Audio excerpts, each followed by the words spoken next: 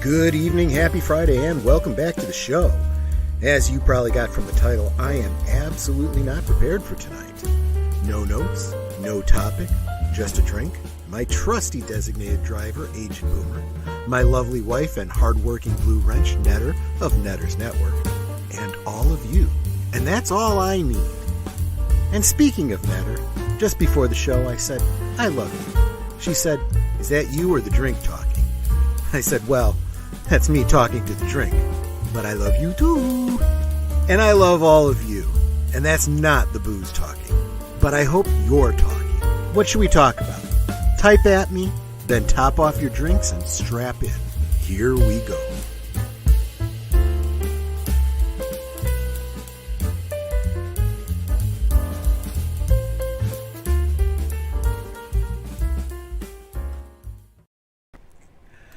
I do like that opening music. I actually find myself humming it during the week, to be honest with you. It's very pleasant. It kind of is, yeah. And actually, I was thinking that, because I something else that I did behind the scenes, because I'm getting all classy here, trying to class up the joint a little bit, is I got one of those countdown timers, like a 1 minute timer.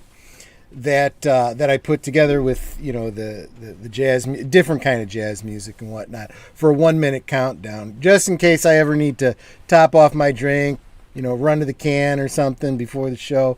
I can go ahead and run that for a minute before we go live. But gotta go to Kin again. I don't want to miss nothing. Exactly. So hey, Agent Boomer, what you sipping on? I got myself a Canada Dry ginger ale and lemonade. Mixed together? It's in the can that way. Really? Is it good? Yeah, Chris P mentioned it to me. I checked it. It's not bad. I think all in all, I might just go with a regular ginger ale next time, but it's not bad. I did their ginger ale and I guess orangeade or orange juice or whatever the heck was a while back too. I did that as well. Okay. I've also done Canada Dry Bold, which is like a bit of a spicier version of their regular soda, but yeah. Cool. Got myself a pineapple juice with coconut rum. Actually, it's more like a coconut rum with pineapple juice, but that's what I'm sipping on. Just because, when you crack open a fruit juice to make drinks, you don't want to keep it around too long. You don't know how long the shelf life is, so I wanted to use up the pineapple juice. But when I finish this off, probably going to go with a Kraken and Coke. So. That's what I'm saying. You're going to unleash the Kraken tonight? I'm going to unleash the Kraken. Yeah, because I'm kind of feeling casual tonight. As the title said, I didn't plan anything tonight. I'm playing it, by the seat of my pants, skin of my teeth, whatever you want to call it. But so let me start by introducing the chat, or saying hi to the chat, or greeting the chat, or however you want to put it. First, I'm going to say hi to my lovely wife, Netter, of Netters Network, who's on the wrench and taking care of us all and looking out after us. And she's going to keep you guys in line, so you better watch yourselves. Hello, love of my life. Hello, lovely Netter.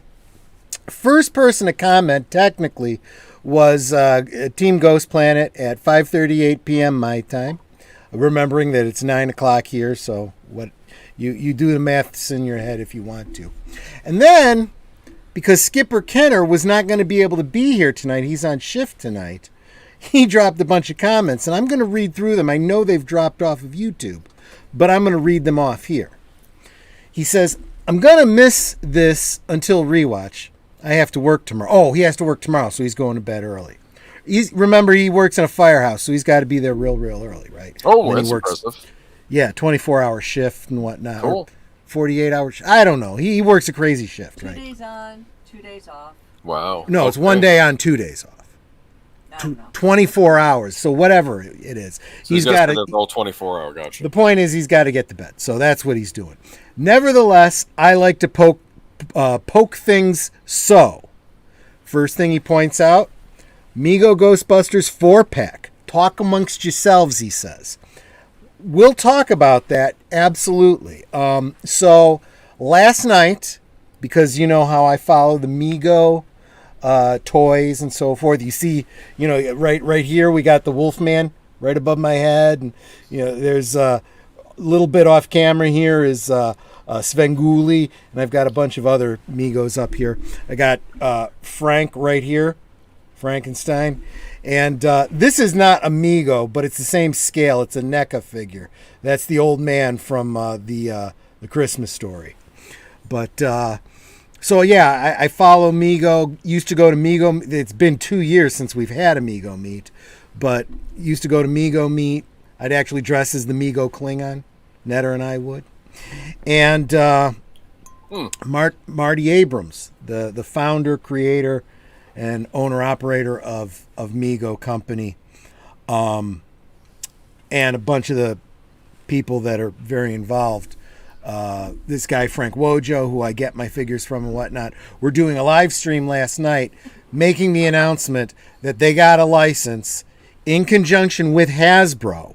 They're teaming up with Hasbro in order to do a 4-pack of Ghostbuster figures in this same scale, right? 6 inch. Is 6 inch or 9 inch? No, that's 9 inch figures. 9 inch figures. Cloth outfits. Really, really good detail on the proton packs and the goggles and the PKE meter and stuff. Okay, so it's all 4 of the main Ghostbusters in the style of the first movie. It's up right now on Hasbro Pulse. If you're interested, it's an exclusive there. Limited to 2 per person, I guess, because Netter and I could have gotten 4 if we'd have, both gone for it. Actually, I don't think there was a limit. Oh, there wasn't. No, I could have gotten more than that if I I wanted. swear I thought you said that there was a limit of 2. No, I thought there was when I initially went in. But Because you were having some problem when you went in first. Well, I didn't see any way to increase how many to buy until I went to the cart. And then at the cart, you could put in however many you want. Gotcha. Okay, so you guys heard that? That's, there may not be a limit, but go get them because there is a limit overall. It's a limited series, so get them while you can. We've already put in our order for 2. They don't ship till November, and the price point is about $70. If you figure that out per figure, that's slightly more expensive than the regular Megos, but there's probably a licensing fee on top of it. Here's my prediction, and I've already had people, I've already been interacting with people on Ghostbusters News about this, asking, will they do something like an Ecto-1? Here's the answer. If it was just Mego doing it, certainly not. Because, since Mego has come back into existence, they're not doing vehicles, they're not doing play sets. They're just doing figures. And they're doing figures based on how popular they are. Like, for example, they put out like 2 or 3 of the kids from the Brady Bunch. They didn't sell too well, so that's all we're getting. Actually, I'm sorry, they did Marsha, Greg, and Alice. And then they stopped because they weren't selling. But as far as like Frankenstein goes, they've done like 3 different versions of Frankenstein. And then they moved over to Hammer Horror and they did the Frankenstein from Hammer Horror. They did Peter Cushing as Dr. Frankenstein. Yep. They've done a bunch of different things. But anyway, so that would be my answer if it was just Mego. Since Hasbro's involved, it depends on how it sells. If these sell out and there's a lot of demand and we see something like a reissue, so we get another wave of them, that tells Hasbro there's something here, let's invest in this, and they might decide to do something like an Ecto-1. Cool. But since this is a 9-inch scale, watch for that to be a HasLab, a crowdfunding. Can you imagine a Ecto-1 for 9-inch figures? That would be... It would probably be almost as big as the sail barge for the 3 3/4 inch figures. Yeah. I'm not sure I would do that. It depends where I'm at financially, if that ever came to be. I'm not even gonna think too much about that. Funny though, if you go to look for the spare, and there's no spare, because if I remember an episode of the Real Ghostbusters, like they get a flat tire, and they said, "Peter, get the spare," and he says, "That was the spare." That was the spare, yes. place. And how blue collar is that, right? Because Yes. how many people have actually done that, right? Oh. So that's the Ghostbusters 4-pack. Then he says, and we'll probably talk some about this too if we don't have another topic. Max Rebo is the Fabrizio of the Star Wars universe, setting people up and running off before it goes kabloom. Talk amongst yourselves. We'll talk about Book of Boba Fett probably in a little bit. He also says, Captain Kirk was married to Chief DeFalco. Maybe that's why Lieutenant Ilea couldn't turn his head. Now, trivia question. Do you know who Chief DeFalco was? No, I don't know what you're talking about. Okay. So in Star Trek The Motion Picture, remember the funny pajamas they wore? Yeah. Chief DeFalco was the, would that be helmsman? To the right of Sulu? Right. Maybe Sulu's the navigator, and DeFalco would have been the helmsman. Is that the one with Is that the alien woman with the shaved head? No. No. That's what he's saying. He's saying Ilea didn't turn his head. The bald chick, who the show was mostly about. No, DeFalco has a much smaller role. She's really pretty, blue eyes, dark hair pulled back into a bun. Didn't have a lot of lines of dialogue. Yeah, in real life, she was married to William Shatner. The actress's name was Marcy Lafferty. So he's making a joke about, blending reality and the show. So he also says, Troy, we got to hang out in real life. I've missed you, bro. And then finally, this is a public service announcement from Skipper Kenner, a real fire chief. Okay? Any of yous with hydrants near yous houses and snow, please shovel them out and use your space heaters per directions and code. No extension cords allowed, and keep away from all materials. Yeah, you can't plug a space heater into like a what do you call it? Extension cords and stuff like that. Yeah. Well, I do have mine plugged in an extension cord, but it's one of those thick ones. That's like the heavy duty ones with the metal thing. Okay, and it's like an actual wall. It's funny. You really need to pay attention to what the amperage and wattage ratings are on those things. They look big and tough. Sometimes they're not. Well, that's good to know. Depends on where you got it, how much it costs. If you got a cheap one, it might look rugged, but it might not be. Gotcha. Well, they say with the regular ones, though, they say you'll like make them melt if you plug a space heater into them. That's what I've heard. I've done it. Oh, okay. I've done it. Where you just hear a big boom, and you look, and the thing's shut off, and I thought I blew a fuse, and I see that the wire has just exploded, and it's in shreds. Fun with electricity, huh? Okay. Yeah, I mean, if the rugs were not flame retardant, I'd be in trouble. Did I ever tell you when I was a kid, I for some reason my dad had a plug and it was severed at the end. Like you have like the cord and the cord was severed, right? And it wasn't connected to anything. And I thought, what happens if I try plugging this into a wall outlet? Well, first you got to make sure you get the right one in the right side. You don't want positive and negative and so forth.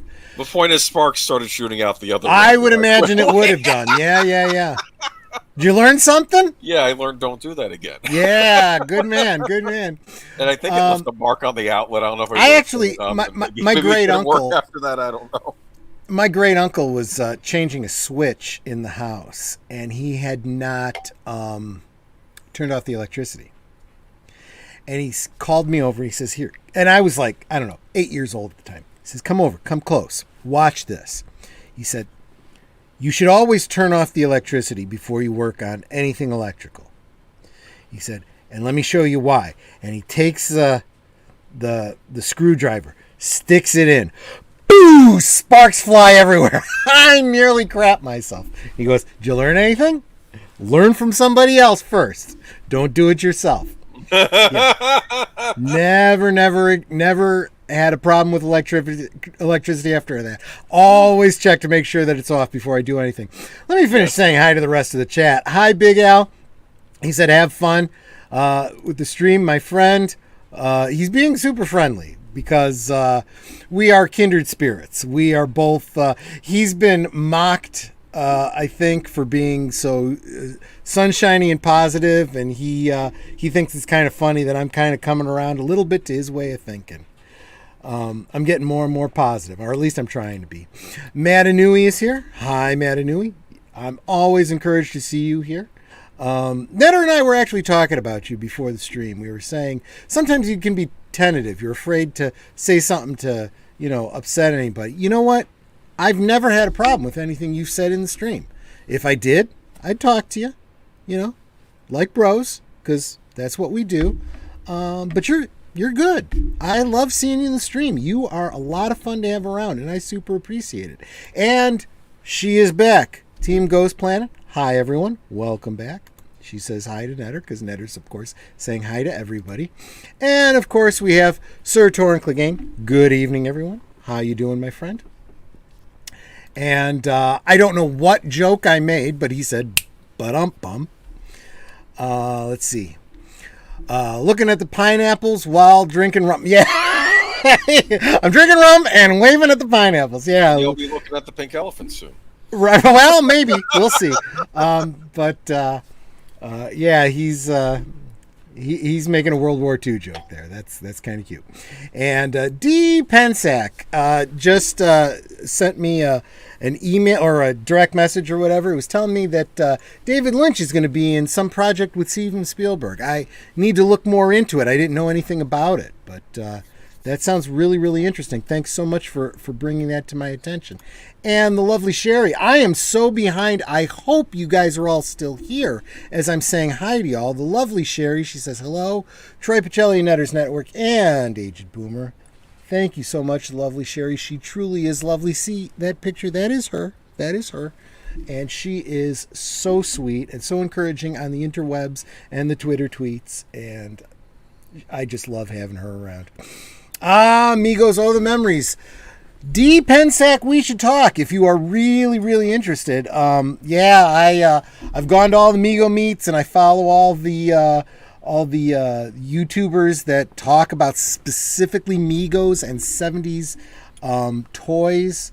I may do a stream about that one day because that's good stuff. I mean, these figures are just right out of the 70s, The idea was that all the bodies were mostly identical, different skin tones, but they used the same molds, and they just swapped out heads and costumes. And sometimes they'd reuse costumes too. So your Klingon and your Planet of the Apes had the same tunics or whatever. It was interesting. It was interesting. The Lizard from Marvel Comics, Spider-Man. Spider-Man villain. Exactly. Was Gorn as well? He was the same as the Gorn, except the Gorn was brown and wearing a Klingon tunic. So, I mean, it's, they have upped their game, though. The new Gorn is very screen accurate. Because they've actually had a lot of people from the fan community making customs, and those fans are now working for Mego. So, for example, if you order those Ghostbusters 4-packs, the uniforms were all designed by Rachel Baker. She's the one that, makes all the clothes and, designs them all. I don't know about the head sculpts. I know that some of these head sculpts behind me were done by people I know that have been doing them for years, and I've been buying resin casts of these heads, and now they're being commercially produced, and I'm like, that's the greatest thing, I love to see that. When I see a fan creator making custom stuff, and they make it, and now they're doing it for the company, And sometimes do the best stuff, don't they? Absolutely. As Retro Blasting always says, right? Yep. Okay, so if Sulu was the helmsman, that means that DeFalco was the navigator. Okay, can I speak to something? You mentioned how how there have been mistakes made with some of these Ghostbusters Blu-rays that came out, the big fancy set you got Yes. years back. Paramount released Star Trek Through the Wrath of Khan, the director's cut on Blu-ray, Okay. and everybody was very excited. I picked up a copy of this Blu-ray, and then suddenly people online, they're all screaming, and there's a scene in the movie where you have Sulu, he turns. First, there's a scene with where you see his back.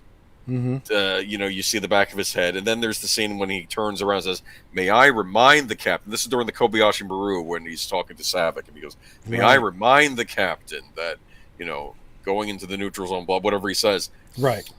On the original, on the Blu-ray that came out, he's facing back, and then when he goes there and he says that line, you don't see him turning around. The line of dialogue is over the back of his head again. It's like they duplicated the scene. And That's people, weird. We're flipping out, and that is annoying. And then of course, you always have these people in the comments. Really, is that little scene enough to make you get upset? Yes, it is. Yes, yes. Because if you're a purist, Amazon, I said it was defective, and I'm done, and I never bothered picking it up again. that kind of stuff does bother me. Now, they might and have that's fixed why it since then, but I don't know. That's why I'm a big one about. If I really what do I always say? I always say, oh no, I say, what are you sipping on? I'm wearing the wrong shirt. Never mind. Physical media. Own physical media. That's the shirt that I was wearing last stream. Own physical media. But in this case, the physical media was a betrayal. Okay. Yes, but here's what I'm getting at. How do they mess that up? I don't know. Because if it's a Blu-ray, that probably means they were doing some editing to up the quality or whatever, and they did. They made a mistake. Scene. It's the iconic scene where he turns around and has that, that lackadaisical expression on his face. We know that scene. Yeah, I know. When you watch this movie 100 times, so I am going to go a little further and say own physical media, because if you can get an original version, right? You don't have to run the risk of them taking it away from you somewhere down the line or editing it later, okay? And if you really, really love something, like I love Twin Peaks, I have all the media. I have it on VHS. I have it, all the versions on VHS. I have it on DVD. I have it on Blu-ray. I have all the versions. The only thing I haven't gotten yet, and I only just discovered this last night, is I haven't gotten the Showtime season 3 yet. But I added that to my Amazon wish list. I'll have to get that sometime in the near future. I have not said hi to everybody yet, so let me continue on. Keely Chow, you're here for Aged Boomer, I believe. Hey, everybody, Whoa. She says. Hey, or he. I'm good. sorry, I don't know if you're he or she. Hey, my apologies. I shouldn't assume anything. You have a bot, it looks like. I got it. Yep, Netter's got it. Netter got it. Okay. Yeah, I haven't even gotten far enough to see the bots yet. And I think that is everything. You missed deleted scenes. Okay, I guess I haven't gotten that far because I haven't even seen the bot yet. You're getting there. You're getting there. I mean, it's common sense to turn it off before working with, electrical, exactly, because otherwise you kind of deserve the end. I'd say it would curl my hair, but nope. That ain't happening. No Band-Aid this week, though. That's good. Yeah, and in fact, I fixed my electric razor, so, that makes a difference, too. Going back and forth for 4 different streams. Been a crazy night. Stopping by to say hello and leave a like. Deleted Scenes is an awesome friend and a great person to have following you, but I think he spreads himself a little bit thin sometimes. Okay. There are a lot of people on tonight. Wow. Okay. And then we got to Rakushi, whoever the bot is. I have no idea. Speaking of Star Trek: The Wrath of Khan, have you ever heard that that Nicholas Meyer is the reason why we now have the disclaimer regarding opinions, comments in all. Really? No, I did not know that. I Well, would we like should to hear more about that. We should refresh the chat. What that means is whenever you see a DVD and it says the opinions of I've such noticed and that, such yes. are not necessarily the opinions of the corporation. Right. Which is what they used to, which was I was okay with, because I'm like, okay, at least now we're going to get someone's unadulterated opinion, and this is the corporation washing their hands of it, unlike when corporations want to dictate what people can say all the time. Right, which is also why when I get a little bit blue in a stream, on one of his streams, I'll say, the thoughts and opinions and comments of Troy Pacelli do not necessarily reflect on Aged Boomer and Geeky Geezers and et cetera, et cetera. But so we are now at the end of the comments. I have finished my drink, so I am broken. So I am going to ask the netter. Yes, I am broken. Soda. I was going to ask for 3 of your fingers of Kraken, and the rest, there's a bottle of cherry Coke in there. No. Please. I'll get the cherry Coke. You've had 2 of those pineapple thingies. Sweetheart, I've been sipping on it for 2 hours. Anyways. Oh, that's right. Harv Bennett was the man, by the way. Yeah. No, you're absolutely right. We've been kind of struggling with all the Star Trek stuff, and I'll tell you what. I don't say much about it on the Twitter tweets, but I sit back and eat popcorn and I can't open it. Really? Why have these bottles been so hard to open lately? What are you opening up? I am releasing. Oh my goodness, Troy! You had to, because I couldn't get the darn thing It's open. my stream and I can. Anyways. When? Wow! Oh my goodness. This is going to get nice in a half hour. Anyway, or less, depending on how fast I drink. Let's talk a little bit about... wait, before we do, I didn't want to finish up what I was saying about Star Trek. So there have been a lot of comments lately because they're starting to put out the promotional material for whatever that Christopher Pike series is, The Strange New Worlds or whatever. No. Yes. Oh, guys! I want to say I don't want to go into things wanting to hate them, but Thank you. It's going to be the same stuff. Well, the picture is literally a Strange New World, and in the sky you can see that Enterprise, right? I specify that Enterprise because it was the Enterprise we saw in Discovery, right? And I said something about, or someone had commented on it. Actually, I think it was Robert Meyer Burnett who commented on it and saying, what is it with all of these movies and, images and whatnot depicting these ships close to the planet? And someone comments, just wait until you see the Enterprise rising up out of the sand or some crap like that. But I said, look, yeah, right, really? I said, look, I'm sorry, but that is not the Enterprise. As long as it's not the Enterprise that is on display at the Smithsonian, I don't want anything to do with it. 25% different equals 0% of my money. Yeah, that's all there is to it. We've commented this on my stream too. Wow, I think a lot of the problems we're dealing with now has to do with this 25% different nonsense. I think the Masters of the Universe series on Netflix, they were having to change the way characters look to make it 25 because they couldn't be like the Hasbro figures. You know what? And I'll say a little bit about that in just a second. Deep Pen Sex, nice touch. That Enterprise. I didn't plan it out. It's just, it's an insight to how my mind works in relationship to these things. Now, I will give this to Big Al. He says better than the JJ prize. That is true. That is absolutely true. Unfortunately, though, it's still a little oversized. It's got those cutouts. It looks more like the Mopic Enterprise than it does the original series Enterprise. I have a lot of issues with it, and they didn't have to do that. There was a happy medium. They could have gone with the straight pylons, the exact same correct size, but they could have up the Aztecing and the detail, the way they did with the D7 when you see it in, I think it was Troubles and Tribulations. You know, it's just a little more detailed because we can. You don't have to reinvent the wheel. The reason that they reinvent the wheel, and actually, I want to back up a little bit because I want to kind of change topics, but it's still on the same theme here. So in my Star Wars MeWe group, I had a user comment. They shared an article, and we talked about this on Geeky Geezers. The whole thing about comic book artists getting back the rights to what they've created.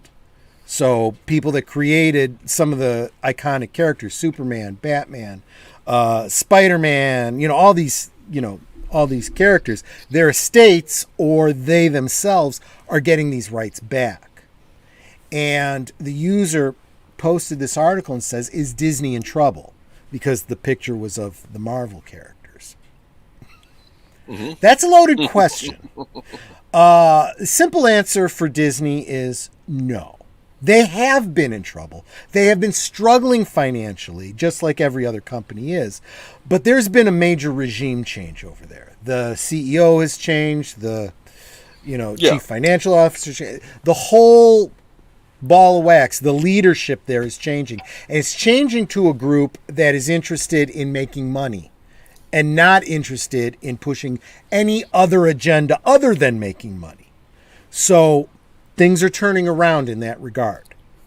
But specifically in regards to Marvel Studios, those properties, yeah, they are. They are, first off, they're dealing with the missteps in the franchise that Kevin Feige has brought about. Very similar to where we were with Star Wars about 3, 4, 5 years ago. Okay? But here's my point. All these issues that we're having in comics, all these issues we're having with our favorite franchises, the 25% different, the gender swaps, the race swaps, all of this stuff. We tend to blame it on getting woke, right? They're doing woke stuff for virtue signals. That's not entirely true. Sometimes it is. It is their excuse.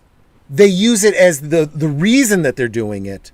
They're saying we want to be more diverse. They're virtue signaling, right? But that's not the impetus for it. The actual impetus is this lawsuit. Because Superman, Clark Kent, this character is reverting to the creators. The iconic costume is reverting to the creators. Lois Lane, Jimmy Olsen, all of these characters are reverting to the people that created them. And keep in mind, these supporting characters may not, like Jerry Siegel and Joel Shuster created Superman. Yes. They created a very specific look to Superman. Other creators along the way changed his look, and it became a more iconic look. Those creators, like Kurt Swan and those kinds of guys, these guys have a stake in what they created too. Okay? Lois Lane, Jimmy Olsen, these characters, Lori Lamaris, these characters all came along later. And the intellectual property is owned by Warner Brothers through DC, but the creation of that is whoever created it. Our laws recognize that. We want to make sure that a company can't just steal something away from you and own it in perpetuity. Otherwise, no one will ever create anything ever again. That's the situation we're running into. So with, like, for example, when you see this happen with Halloween, when you see it happen with Friday the 13th, when you see it happen with Hellraiser, for the most part, that's a pretty good thing. Because it was one person for Halloween and Hellraiser that created the whole shebang. It goes back to them, and now they have the right to decide, Okay, this got away from my vision. Let's get back to it and make a new movie. Or, you know what? I don't give a crap. I'll just license this back to you, whatever company. It's a little more complicated with Friday the 13th because there's Jason Voorhees. Multiple people. Then there's The Mask. Of then course. There's other elements along the way. Right. So it does get complicated. But that's a great mini example of the things that we see in the comics. Right? Well, James Bond ran into trouble because it turns out that the people that owned the rights to Bond lost the rights to use Spectre and Blofeld. Did you know that?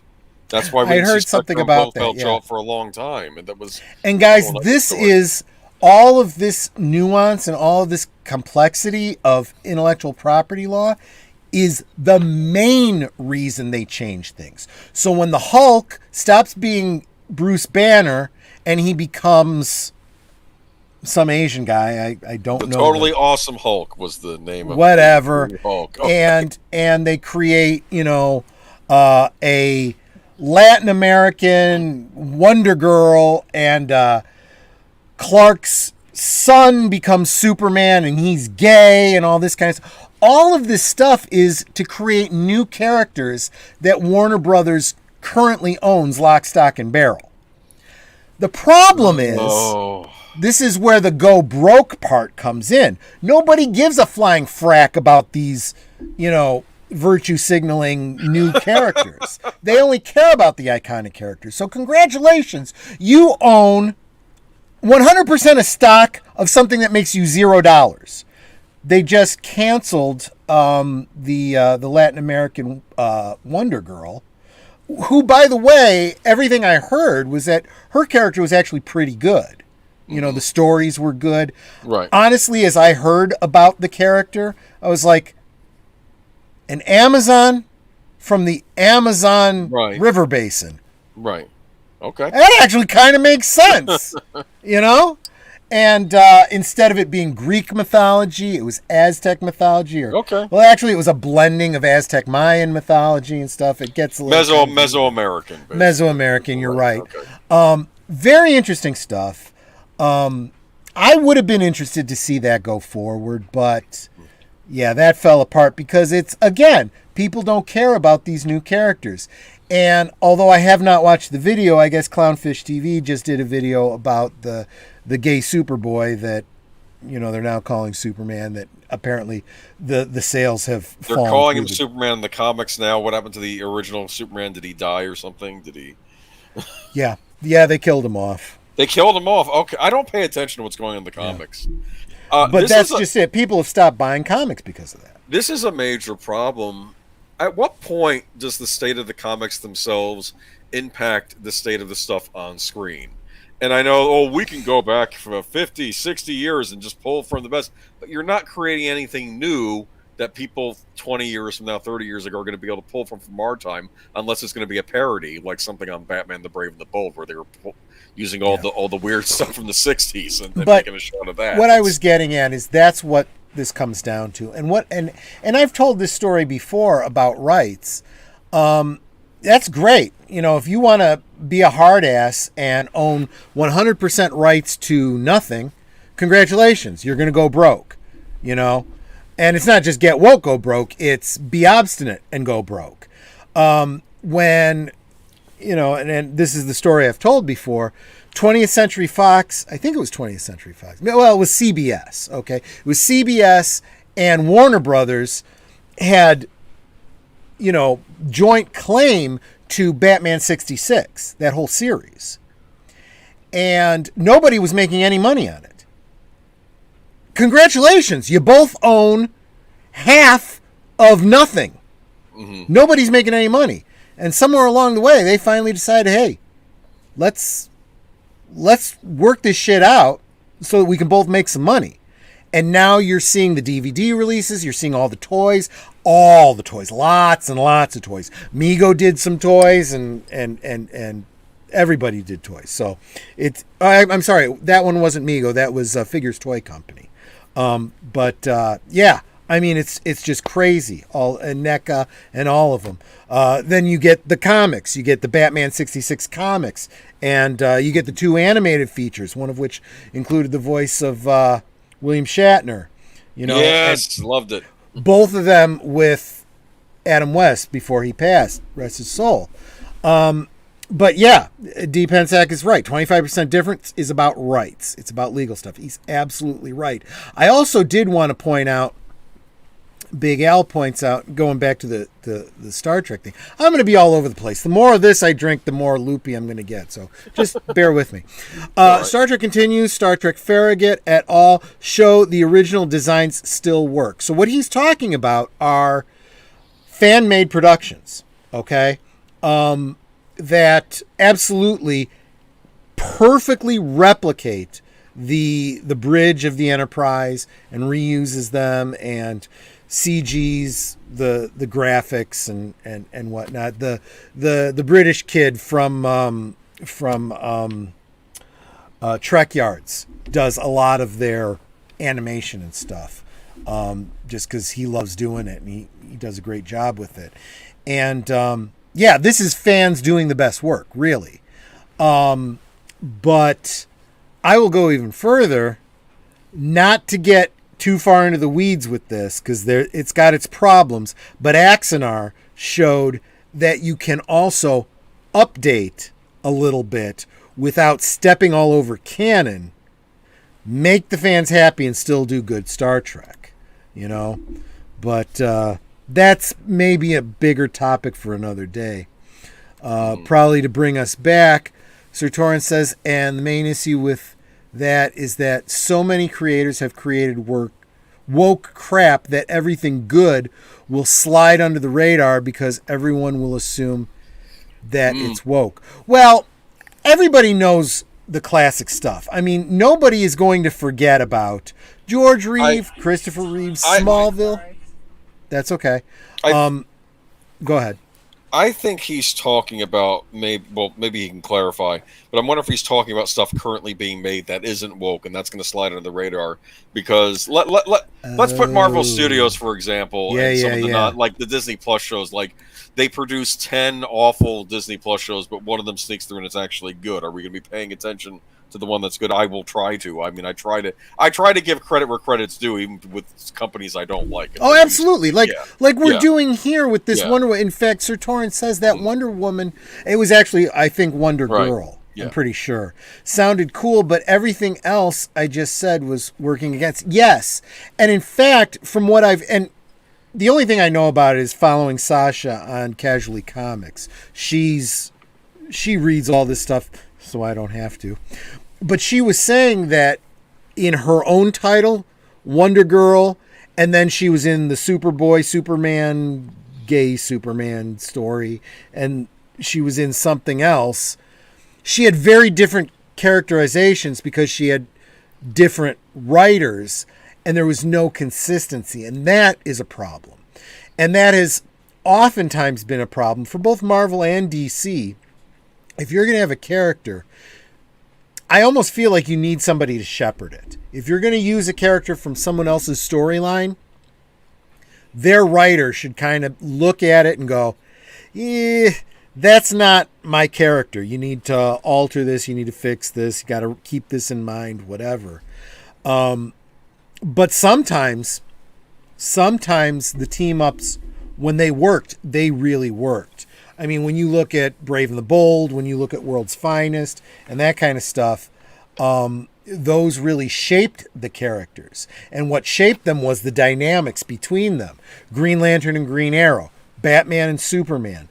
So when you eventually have a future Elseworld storyline like The Dark Knight Returns, and you see a Batman versus Superman storyline, it breaks your heart because you've just spent decades with World's Finest and Justice League where they were friends, you know? Yeah.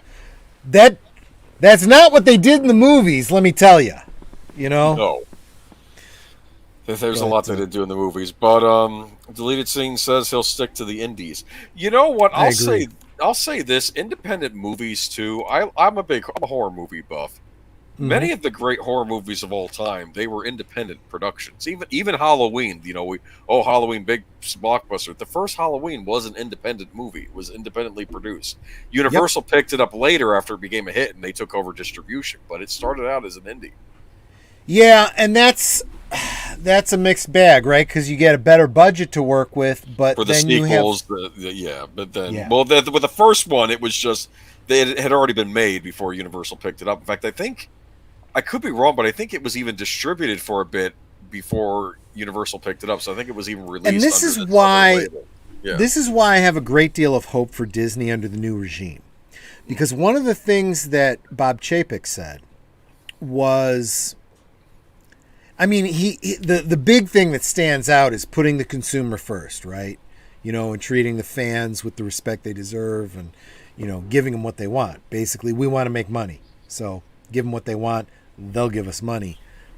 Hello, that's what we've been saying since you bought Star Wars, but they got the message. So let's not beleaguer that too much. But he also said that he wants to foster the creativity of the whatever. It was a little bit corporate speech, but the translation basically is he's looking at people like Favreau who know what they're doing, and he wants to give them the latitude to do what they do. That's why Favreau is there. They saw what he did with Marvel, and they're like, we want you to do this with Star Wars. And there are rumors that they're going to elevate him and put him in charge of everything at Disney. He's going to be overseeing Star Wars, Marvel, the parks, all of it. He's going to be the creative consultant. And if that's the case, that is a clear indication that they're going in the right direction. That they are not going to micromanage Star Wars or Marvel or whatever. They're going to trust that they have people in place to make the best product possible, so that we have more of that phase 1 and phase 2 of Marvel, and Mandalorian and so forth, that kind of stuff. They gotta get in there with Marvel and figure out what they're doing, because I don't know. We'll see. What's the next Marvel series in the pipeline on Disney Plus? I guess Moon Knight. I'm sorry, I'm not even paying attention to Marvel anymore. I don't know. The only reason I even know anything, you send me the notes for Geeky Geezers, and that's the only reason I know what's going on with Marvel at all. Yeah, I'm not paying that much attention either, as far as I'm concerned. It feels like it's all been wrapped up. Even with this last Spider-Man movie, it feels like they've wrapped up Spider-Man, even though I'm sure they'll do more Spider-Man movies. But I guess Moon Knight is a project they're working on. Maybe that's a series, but so Sir Torrance says we can talk about movies again soon, hopefully. I just need to think of a topic for those films. I'll tell you what. Guys, help me out. I don't know where I posted this, if I said it in a stream or if I posted it on social media or something, but I saw a video talking about some YouTuber was commenting on Demolition Man. I said, we need to do a rewatch of Demolition Man. It was very prophetic. And I think that's going to be coming up probably in the very near future. We should do a rewatch of Demolition Man. One minute I'm riding along and suddenly my car turns into a cannoli. And I got to be honest with you, when I saw that, I was like, that's actually a brilliant safety feature. Why don't they do that? No, actually, I'll say this, because we're making fun of this future, but that was actually a good piece of technology from that future that actually worked. And, you can keep that. Maybe get rid of the other crap, like the 3 seashells or whatever the heck they're talking about. I love the joke about the 3 seashells. That was... because there's still arguments about. I don't want to think about it. Works. I don't either. You're basically in Stallone's head in that scene, and you're with him, and you're like, I don't know what that is, and I don't. That's one of those things that Death of the Author is perfect for that. You don't ever want an answer to that. You want that left out there in the ether for everybody to speculate about. Oh, we'll have a lot to say about Demolition Man. So D. Pensek said. Universal picked up Halloween in 1981 with Halloween 2. Yes. And that's where they kind of pushed to make an immediate sequel when that's not how the creator, I'm forgetting his name because I'm a little tipsy. Come on, guys. Who created Halloween? John Carpenter. John Carpenter, thank you. John Carpenter did not want to do a sequel. He wanted it to be an anthology kind of thing. So Halloween 3 is actually the kind of thing he wanted to do with Halloween 2.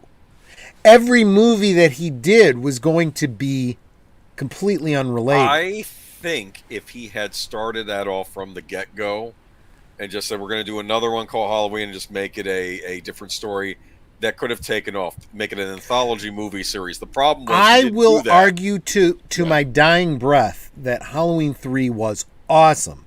The reason people don't like it is because Michael Myers wasn't in it. And it's fucking ridiculous because that is still a good movie. Here's what happened. And Joe Bob Briggs, I used to love him on Monster Vision, the drive-in movie critic. He was like, tonight we're doing Halloween 3, and it's like, I'm sorry, doesn't have Jamie Lee Curtis in it or some Jamie Lee Curtis nympho wannabe. If it doesn't have Michael Myers, doesn't have John Pleasant, that's not a sequel to Halloween. It was never meant to be. It was never meant to be. That was part of his bit. Do you understand? I'm actually thinking about pulling Halloween 3 out of my Halloween collection and putting it in its own custom case. Season of the Witch. Yeah. You know? Yeah, it probably would have been better off just as a different title. But here's what I think. I think if that's what John Carpenter had done from the get-go, the trouble is they did Halloween 2. And he wanted to, though. He wanted to, pressure and it from was the studio. Pressure. Yeah. What studio was that? I bet it was Universal. Or maybe it might have. Happy Halloween, Halloween, Halloween. Hey, careful, happy Halloween, Silver Shamrock. That might get you strike, dude. You know what? I don't care. I'm not monetized. Okay, I am not, guys. I am not popular enough to be monetized. Do you want to get me in trouble? Help me get monetized. Tell your friends about me. That song is London Bridges. They even said the guy. I just used London Bridges and put some new lines over. Yes, it is. You're absolutely right. But yeah. So Sir Torin is answering our question. He says he thinks Moon Knight is next. Moon Knight, if I'm not mistaken, Oscar Isaac. Is it Oscar Isaac? Okay. I like Oscar Isaac. He's a good actor. I like Moon Knight. Yeah. Let me tell you something. If you don't know who Moon Knight is and you want a quick tutorial, go over to Casually Comics. Sasha will fill you in. Very, very interesting. He is not just the Marvel version of Batman. He's far more complex and very, very weird in a cool way. That's funny. I often play a game I used to play a game with myself trying to figure out what's the Marvel analog for this DC character and vice versa. And it's not too difficult to do. In fact, if you get confused, there's 2 ways to figure it out. Two, not 1, 2. Check out the Amalgam stories that they did where they took DC and Marvel characters and combined them. And the DC versus Marvel line. And see who they teamed up against each other. I want you to think on this. I didn't bring this up on Daniel's stream where we did the Civil War rewatch with Wolf 10 and Leia Plus Size and Zootopia, where we were doing the whole the debate about whose side you should be on in that war. I thought, who is Tony Stark's analog in DC? And I got very disturbed by my answer. And I figured it's Lex Luthor. No. Think about it. I'll help you out. So? No. There's a better one. If Tony Stark was evil, he'd be like Lex Luthor. I can see why you would say that. The rich guy with the armor. Scientist.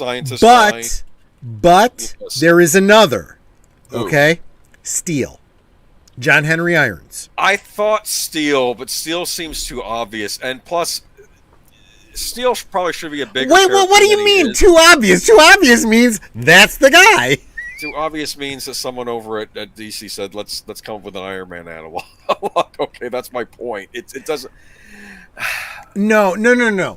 John Henry Irons. Let me tell you something about John Henry Irons. I'll find I wish Wolf 10 Media was in the stream right now because I would bring him in to talk about this. All right. I feel that John Henry Irons was good woke. Okay? It was the creation of a character that was completely brand new to reflect a diversity in a brilliant way.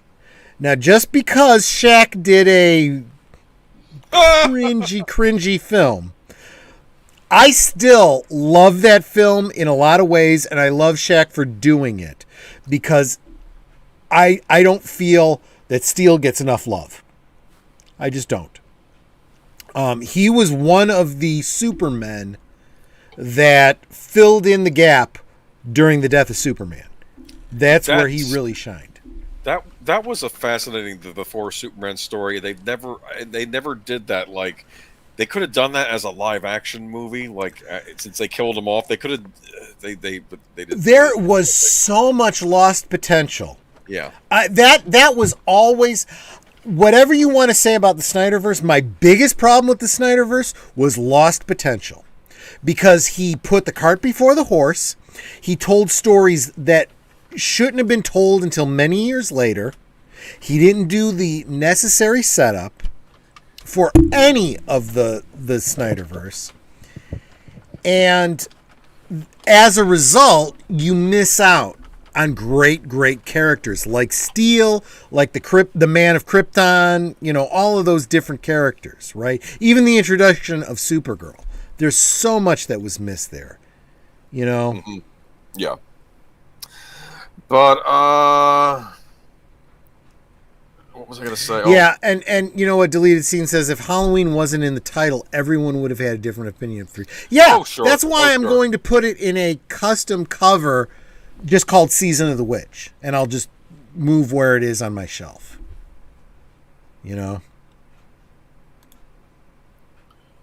Oh, I have no doubt. Yeah. What was I going to say, though? But I see that. Okay, so I think Matanui is talking about Moon Knight. No, you're right. He's not Deadpool, but I do see similarities. I do see why people say that.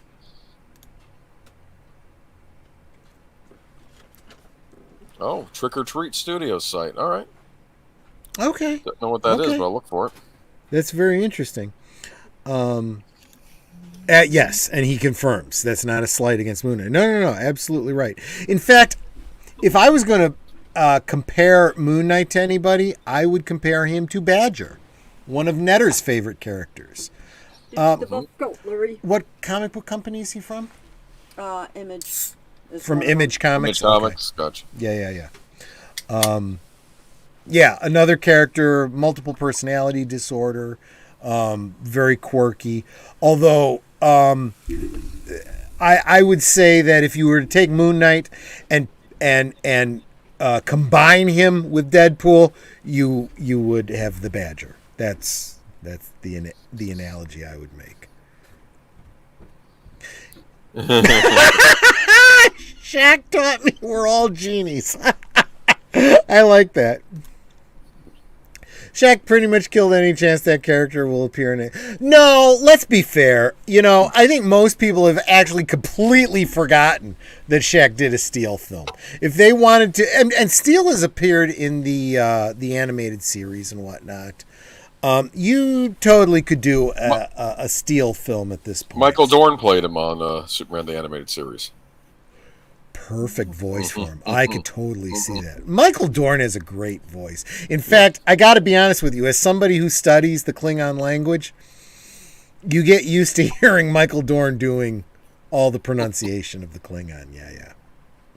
Although it's interesting because if you listen to the audio tapes and all the audio recordings for learning Klingon, there's 3 voices that you most commonly hear. Michael Dorn, Robert O'Reilly, who played Gowron, and Mark Okren, Dr. Okren, who created the language. Get to know his voice if you want to learn the language, because he gets the pronunciations correct. The actors are close, but we refer to their pronunciations as Paramount Whole. Movie actor version of Klingon. Although I will say this, and I've said this many times, if all you're interested in is the Klingon language, go ahead and watch Star Trek Discovery. Because all of those actors get their pronunciation perfect. They are spot on. Yeah, and keep in mind when I've attacked some of these shows, the best I don't really have a problem with most of the actors on these shows.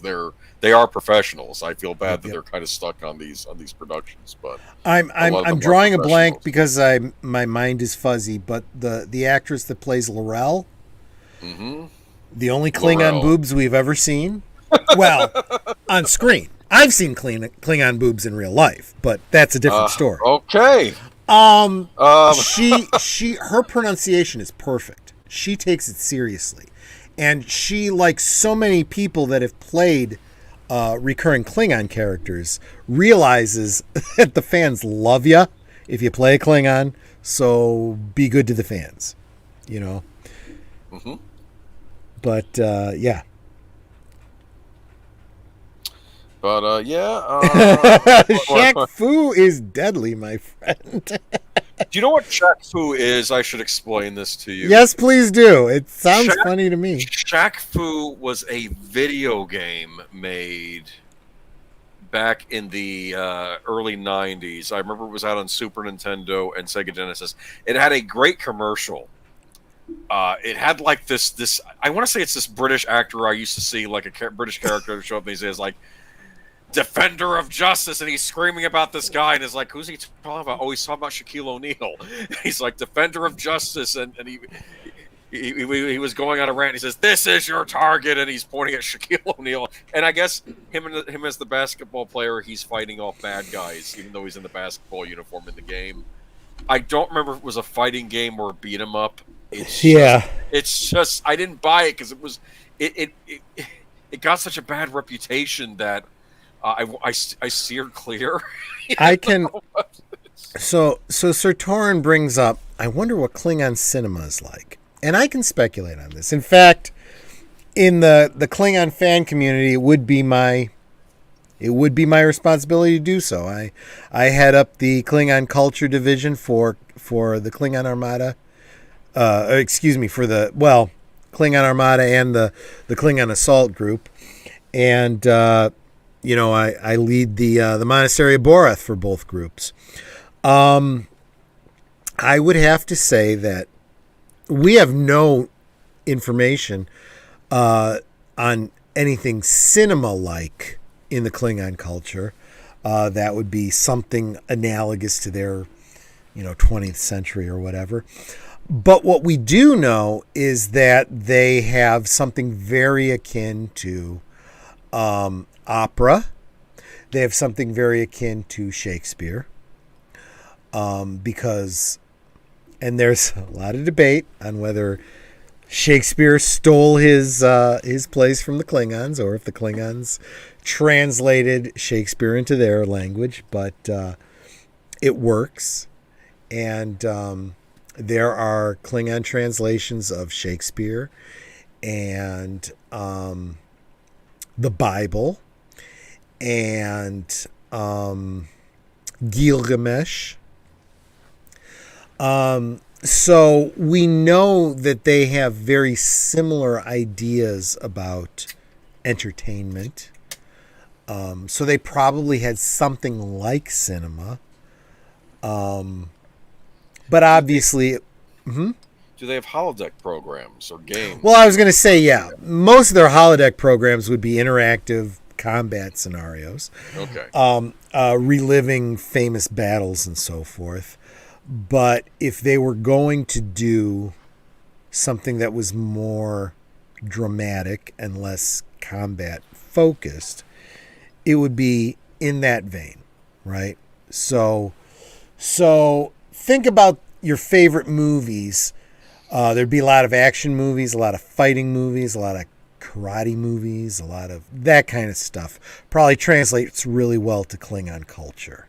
Of course, like a lot of the Wuxia movies from Hong Kong in the 70s. And a lot of, movies like The 300. There's probably a lot of movies like that, except instead of the Battle of Thermopylae, it would be the Battle of I'm drawing a blank now of Three Rivers Bridge or something like that. You know, Right. some Klingon battle or something like that. And I'm sorry, I lost track of the thread, so I'm not sure what you guys are referring to. Why couldn't Shakespeare be a Klingon? We don't really know what he looked like. As a matter of fact, go ahead and do a little Google foo on that. There are pictures of Shakespeare as a Klingon. If you can't find it easily, Star Trek Online has a holographic character that you can actually have as a member of your bridge crew who is William Shakespeare as a Klingon. Yep, I kid you not. You can collect all of the holographic characters from William Shakespeare's Hamlet as Star Trek races and characters.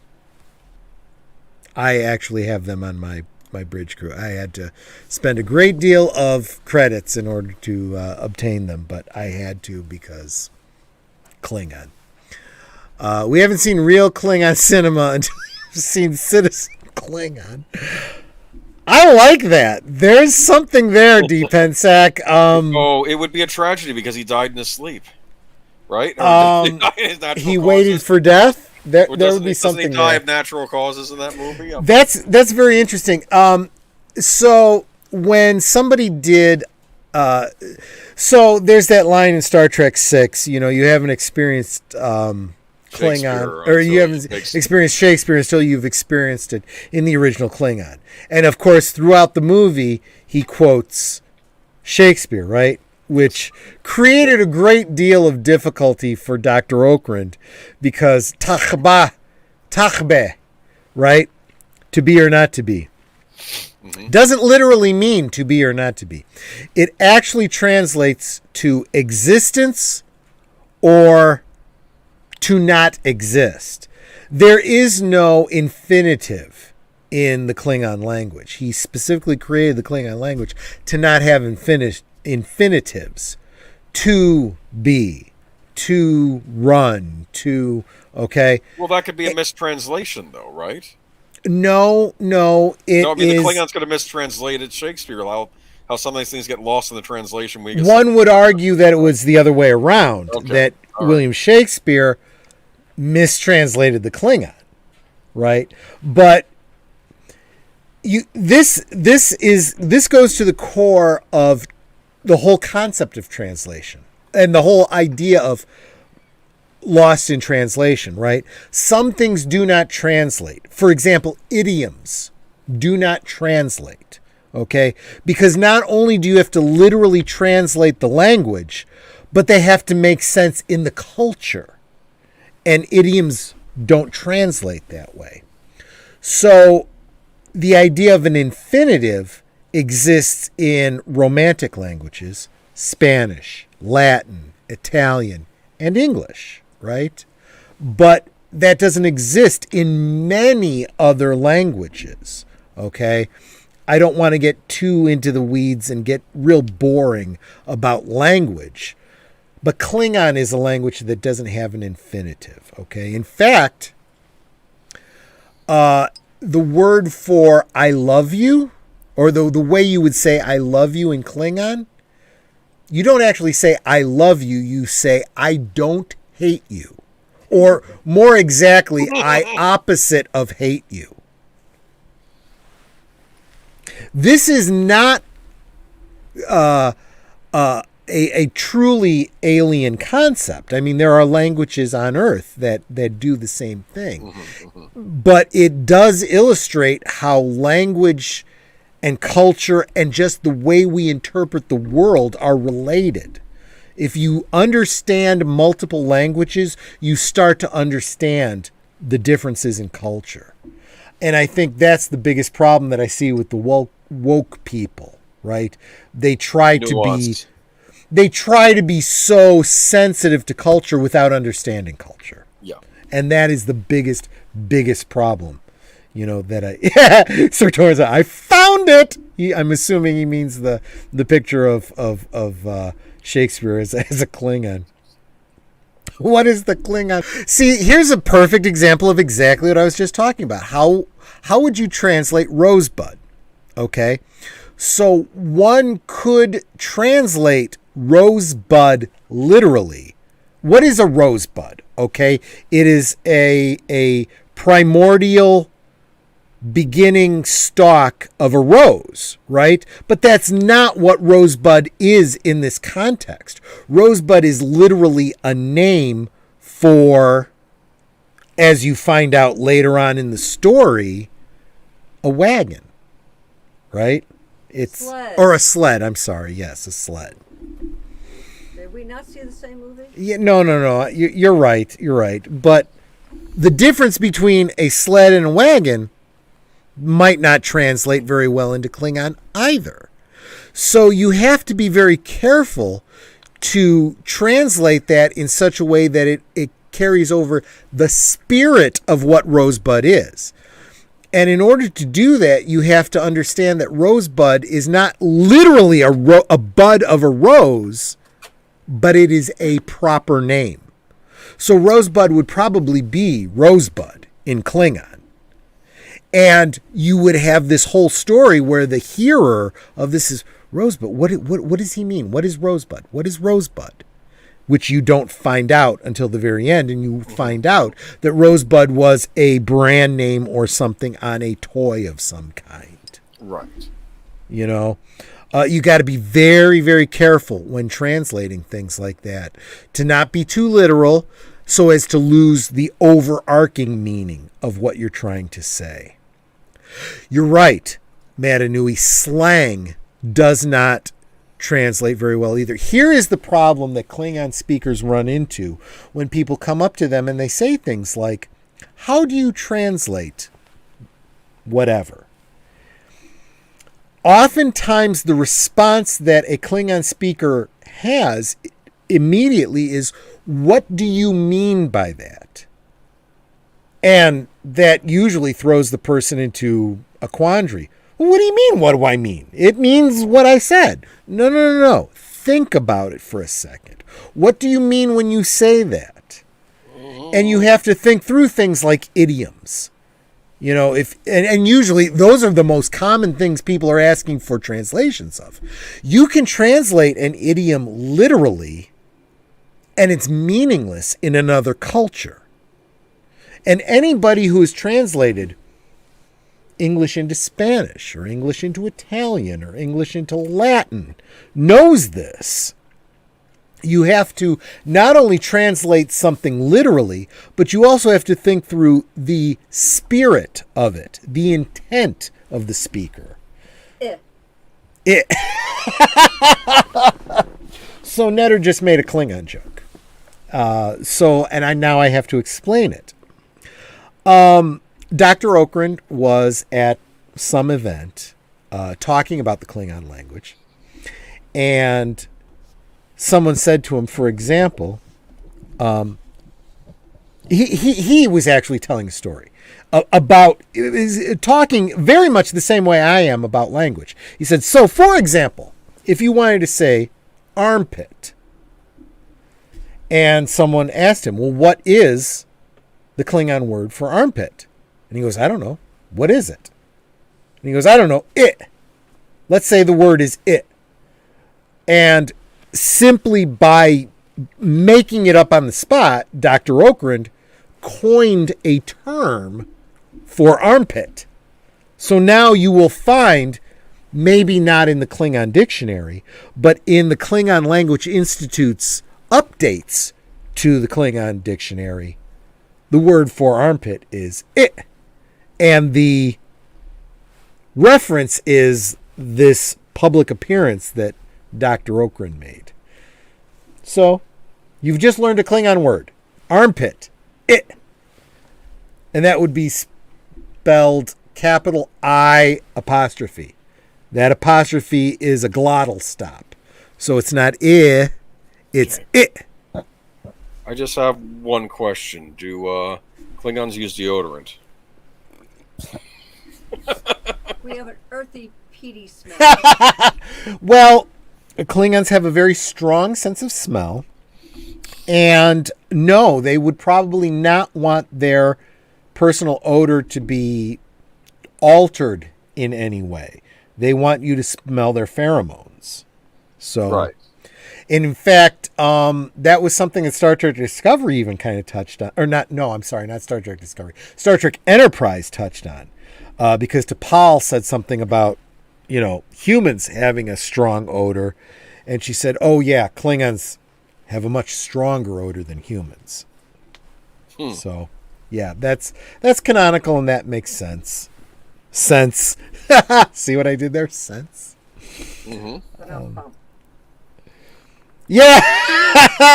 And D. Pensek says, Netter's Network. Now we know who the real film buff is there. Well, she hasn't been drinking tonight, so I'll give her that one.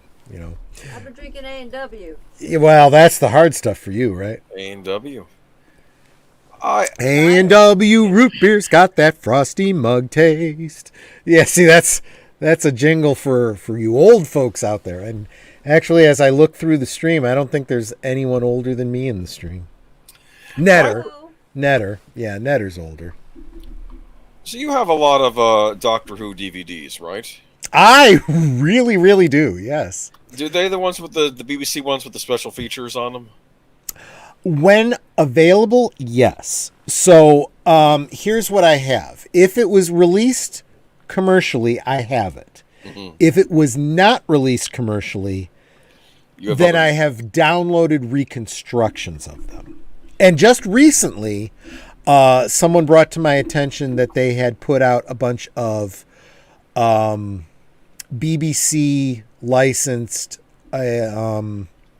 animated reconstructions of the Second Doctor episodes, many of them. So I purchased those. I dropped the 3 figures probably getting them all. It was over $100, wasn't it? I don't remember. Pretty sure. Good stuff. It's good stuff, though. Got them all at once. Had to expand some of my cases because for whatever reason they decided to go to multiple discs for things they didn't have to, which is a little annoying when I'm trying to conserve space and trying to get a whole season to fit in one box set. But be that as it may, I've had to expand my set a little bit. But I do have the most complete Doctor Who collection a person could actually have. And I even have a video about that if you want to look back into my backlog of videos. My vault of videos, yeah.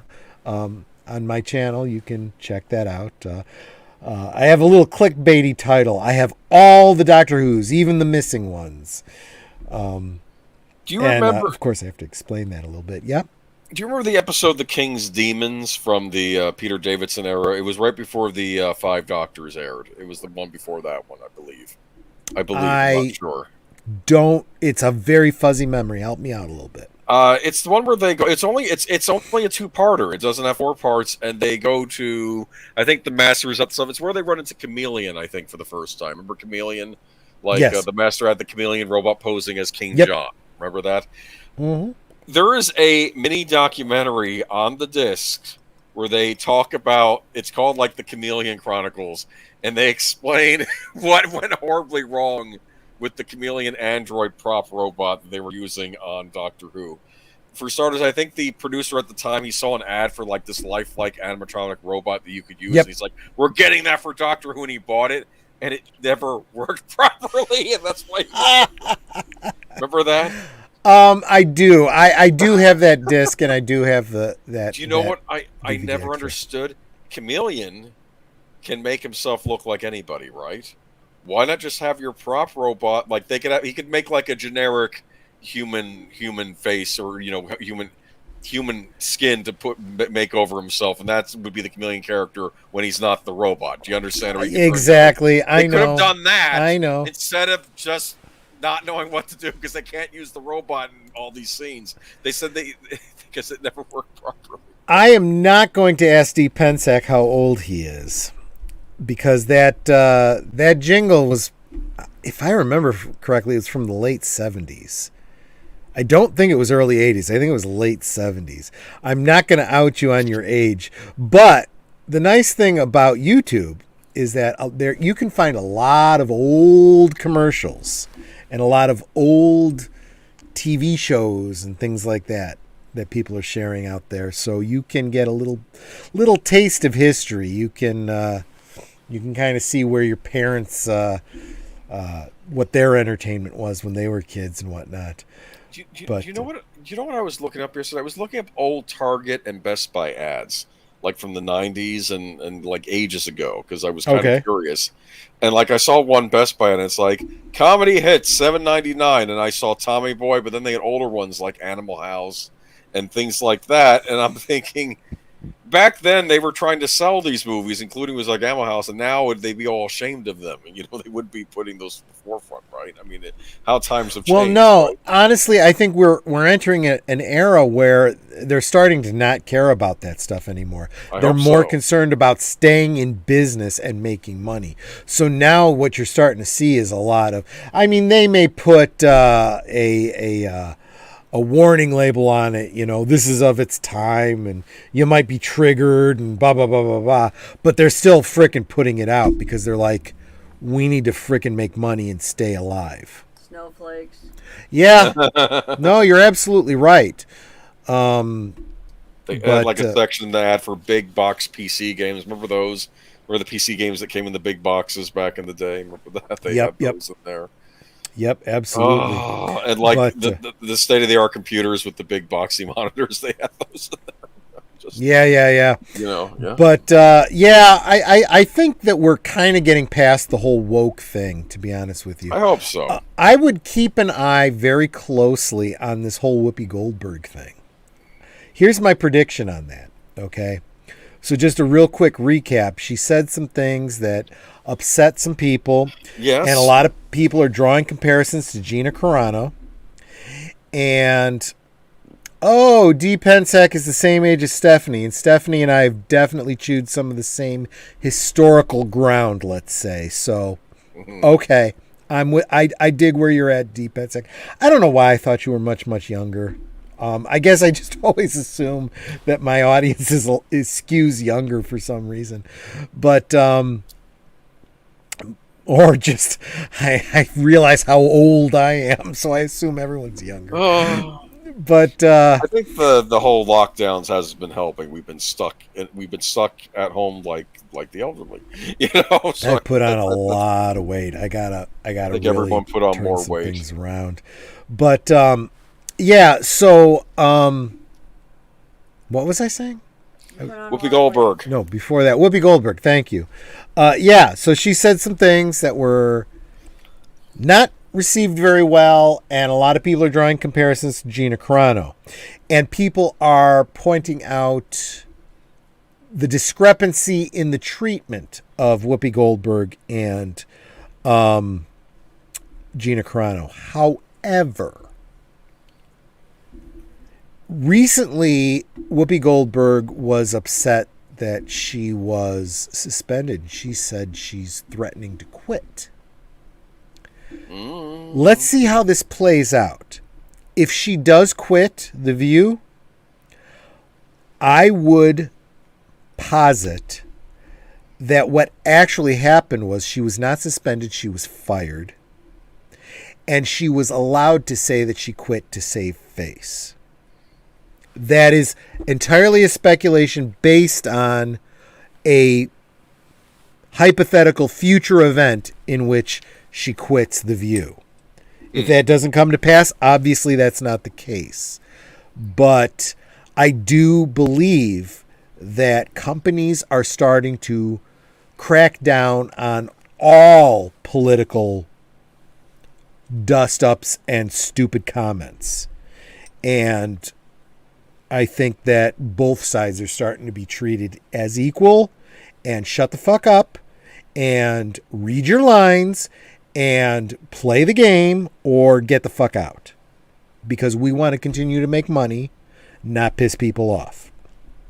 I think that's the direction that Hollywood and the entertainment industry are starting to go. Because if they don't, what happens? Get woke, go broke. And I think that the general, let's face it, the wokistanis, the leftists, that side of the aisle only represents 1/3 of the population. Okay, so 1/3 are leftists, 1/3 are on the right, and 1/3 don't give a crap either way. Yeah, but even within the group that we call leftists, there's infighting. Look at the whole Joe Rogan thing recently. I mean, yes. This is the funny thing, because everyone is talking about Joe Rogan like he's some sort of, righty Republican. He is not. Neither is Bill Maher, and they were going after him too. I mean, yep. These people that tend to be very left of center are now being pushed to the right because they're just trying to make sense. They're trying to be reasonable. Heaven forbid. Okay, and this is something I've always said. Okay, my opening starts with no woke. No snowflakes, whatever. It's a joke more than anything, okay? It's more a warning that I tend to come from a right of center point of view, so you might be triggered by it. That does not mean I hate you because you're on the left of where I am, or because we may disagree about things politically, okay? I can find common ground with you if you are willing, but people that are at extremes, heaven forbid, let's face it, we've seen it in our own fandom, right? Mm-hmm. I mean, there are YouTubers that I have stopped following because they are so caught up in their fanaticism, I just can't go there anymore, Right. What did Stephanie Janicek say? She was like, clowns to the right, left of me, jokers to the right. Jokers to the right. No, it's absolutely true. I mean, most people tend towards the center, right? And not the center right, the center, correct? Yes.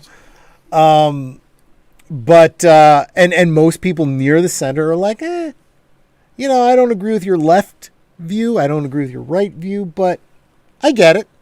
I can understand it. I can meet you in the middle, right? And I think that's something we're seeing very much on the left. The left is going, and this is a weird thing that we have in the United States. If you go to Britain and you say something about liberals, it doesn't mean the same thing over there that it means over here. Okay, we tend to think of liberals as leftists. That's not what a liberal is. A classical liberal has far more in common with a conservative person than they do with a true leftist. To be fair, I think a lot of people are starting to drop that term for that side of the political aisle. I think now they're calling them either leftists or progressives, because I think that's a boomer term at this point, liberal, to describe people. But I don't even think progressive applies. Progressive has more in common with classical liberals and libertarians than it does with leftists. When I think of progressives, I'm thinking back to like the FDR age, like the Democratic Party back then. That's what I think. Yeah, where that term but started. A classical liberal would be far more like John F. Kennedy. Right. Well, I'll tell you something. You look at John F. Kennedy. If he existed today, he could not be a Democrat. He would have to be a Republican.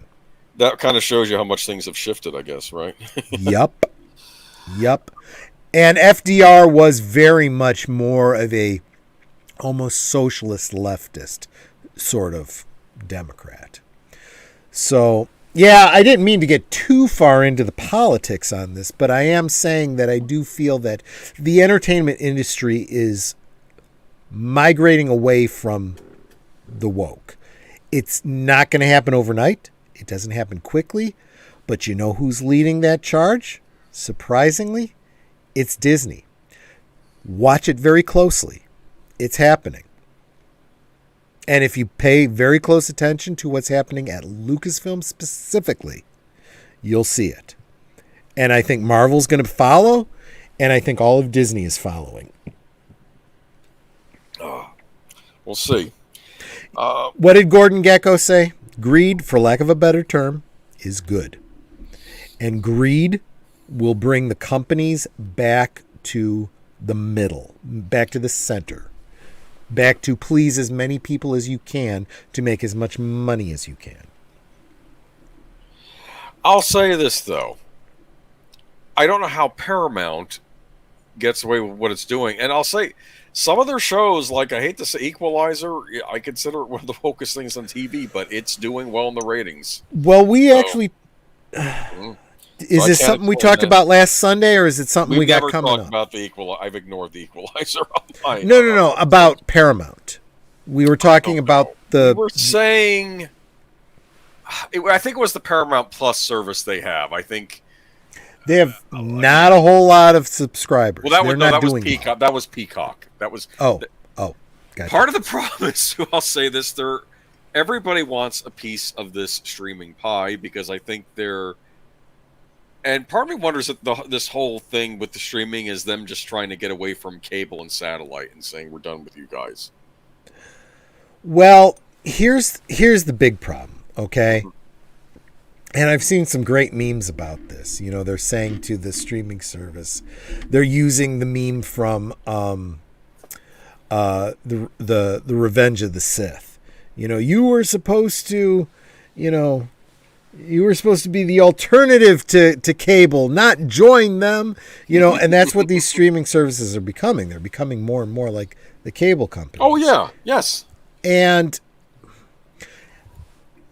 I understand that from a business model, it makes perfect sense, right? You go with what works and you decentralize as much as possible. You don't want to be tied to a physical cable, but it's the same basic business model, just more, computer based, more any device based. Instead of being tied to a cable box on your home, in your home, on your TV, right. You can subscribe to it and get it on your TV, on your computer, on your mobile device, whatever. Unless you're AMC Plus, in which case I can't get it on the Xbox.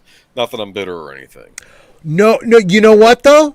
That's the kind of thing that shoots you in the frickin' foot. As soon as you have something that is a limitation that other companies don't, yes. You have just put yourself out of the market. You may as well just cash in your chips. A lot of people don't understand that the people that buy the game consoles, that's their digital hub. Yep. They don't necessarily have an Apple TV or a Roku player or an Amazon. They get everything through the game console. So make your apps available on the game console. Yep. And this is you have to look at what is the trend and what do you expect to happen. So right now the trend is diversity. And I mean that in terms of technology. I want to be able to watch my entertainment how I want, when I want, where I want. I want to watch it on my big screen TV. I want to watch it on my computer. I want to watch it on my phone. I want all of it. Don't care how, I want it now. And if you don't provide it, they'll go to the other company that does. This is economics 101. If you don't provide the service people want, they will go to the company that does. It's that simple. Yep. But here's the other thing about streaming that people don't realize. There's only so many consumers to grab a hold of, right? And if you have a whole bunch of companies, they all have a piece of that pie. And some will go to Disney, and some will go to Paramount, and some will go to Apple, whatever you use, Boomer, and, these other companies, right? But eventually, you have all you're going to get. You cannot bring in any more customers. The only way you might is to get someone to cancel that service and choose yours. What are you offering that Disney Plus is not? Do you have more? Do you have cheaper? Do you have more accessible? If not, you are not going to obtain any more customers. So because you have a finite pool to draw from, I think you're going to start seeing the smaller companies start banding together, and you're going to start seeing some package deal somehow existing where you're going to get this company and this company and this company all together for one subscription service to blah. I don't know.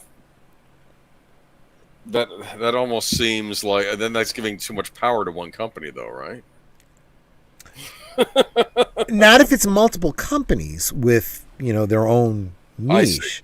But I'll tell you what, the company that seems most likely to do that, to reach out to Paramount Plus and to Peacock and to these other companies that are too small to survive next to Hulu and Disney Plus and so forth, is Netflix. I think Netflix is it's going to come down to two companies. It's going to be Netflix and Disney.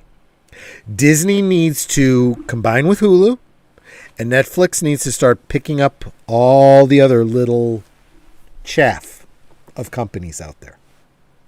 Yeah. We'll see. And that is good for the consumer. That is good for those companies. Everybody wins. Because otherwise, if Paramount Plus tries to continue to stand on its own, that company is going to go fucking bankrupt. I want to know, and it's killing me, I want to know if these Star Trek shows have an audience. Have they been successful? I don't know, because there's no way to match the ratings. Yes, they aired them on TV and they didn't do well, but for all I know, the core audience for that already watched it on the streaming. How are the DVD sales for Discovery? That would be maybe the answer to that, because they have released them on DVD. I honestly haven't looked into them because I haven't cared that much. That will be something I'll have to look into, because that might be an indicator. But I'll tell you something, and you know what? If this question that Boomer has just asked is something of interest to you, I recommend following Valiant Renegade, because he really gets into those kinds of industry numbers, dollar values, and so forth. But one of the things that Valiant Renegade has pointed out is that those numbers, you're right, as you just said, Boomer, don't exist. You can't see the ratings for some of these. And we just lost Boomer for some reason. I don't know why. But that's okay. I will continue talking. That's okay. You continue. I was in the middle of something. As Boomer was saying, and he's back. Sorry, I didn't. Did you close the window accidentally? No, you were stuttering, and I hit refresh and realized, that's going to kick me out, isn't it? No, it's not that you were stuttering. It's probably something on my end, not on your end, but I wanted to make sure that I realized I took myself out of the chat. Fair enough. Okay, although Netter's following me too, she'll tell me. Yeah, that's true. And I would imagine the chat would say something too if I was Well, you were talking about you weren't syncing with your lips, but it was probably on my end. Okay. Go ahead, though. You were saying, though, what? I don't know what you mean. Oh, funny. But what was I saying? We were talking about ratings. Ratings. And yes. Valiant Renegade has pointed out that he tries to give the ratings from different places and points out how the different ratings are aggregated and that they mean different things, and he tries to explain through that. The problem is that unlike the Nielsen rating system, which was based on commercial television, and commercial is the important part here, because TV shows used to show commercials, they needed to give ratings so just to be above board and legal and, do good faith to their investors. If you wanted to buy time on the Super Bowl, or you wanted to buy time on Happy Days, or you wanted to buy time on The Biggest Loser, okay? You had to know how that show did in the ratings to know what its value was before you could, adequately decide whether or not the money you were investing on that commercial was worthwhile, right? So because so many people watch, the Super Bowl, they could charge incredible amounts of money for just a little bit of advertising on that, time slot on their channel. Whereas a rerun of MASH probably was bottom of the barrel cheapest, because who was watching that? And who was even really paying attention? And who would pay attention to the commercials, right? So these things are important. On a streaming service, you don't have that accountability of these companies buying commercial airtime. So until that happens, and it will eventually, it happened with cable. When cable first started, okay, here's old person sharing, old person stories. Back in my day, okay, when cable first started, okay, we didn't call it cable TV. We called it pay TV. We were paying a premium price to watch entertainment without commercials. Our premium price that we were paying on a monthly basis paid for it. Yeah, like HBO, Showtime, Disney Channel. Yep, all of those. And all the channels in between. Okay? However, over time, they started to get greedy, because that's what companies do. They're in the business of making money. So they started saying, well, not only are we going to take your money, but we're going to take the money of advertisers too. So then advertisers are advertising on Nickelodeon. Oh, I see what you're saying. Okay, never mind. All these other channels, right? You're saying the ones that were included with the basic didn't have. So then what was basic cable? Because when it started, there was no basic cable. It was all premium. Okay. I'm trying to remember back to the early days of Nickelodeon if there were commercials. I don't think there were. But my memory is fuzzy on that. Yeah, okay. There weren't, and then there were. And once there were, you had, a different revenue stream. And I bet it started out slowly, it started out in between programs. You'd have a commercial or two, right? Yep. And then as time went on, then the program would get interrupted and you see commercials. Yes. Yep. And I don't think there was a commercials on Nickelodeon. I don't think there was. But as soon as they started doing that, they had to start putting out ratings, and they had to be above board. I mean, there are legalities, and there is, business trust that has to be built. So, so these companies would come and say, well, what are the ratings for this show? What are the ratings for that show? What are the ratings for that show? Okay, so this show is worth more than that one. I will pay more for that show, than that one. And think about it. Remember when there was infomercials where you get an hour-long commercial for some product? That hour was a paid advertisement at some ridiculous hour of the night, 1 o'clock in the morning when nobody was watching TV. It was the cheapest spot that you could purchase. That's why infomercials existed. Because there was nobody watching at that time slot.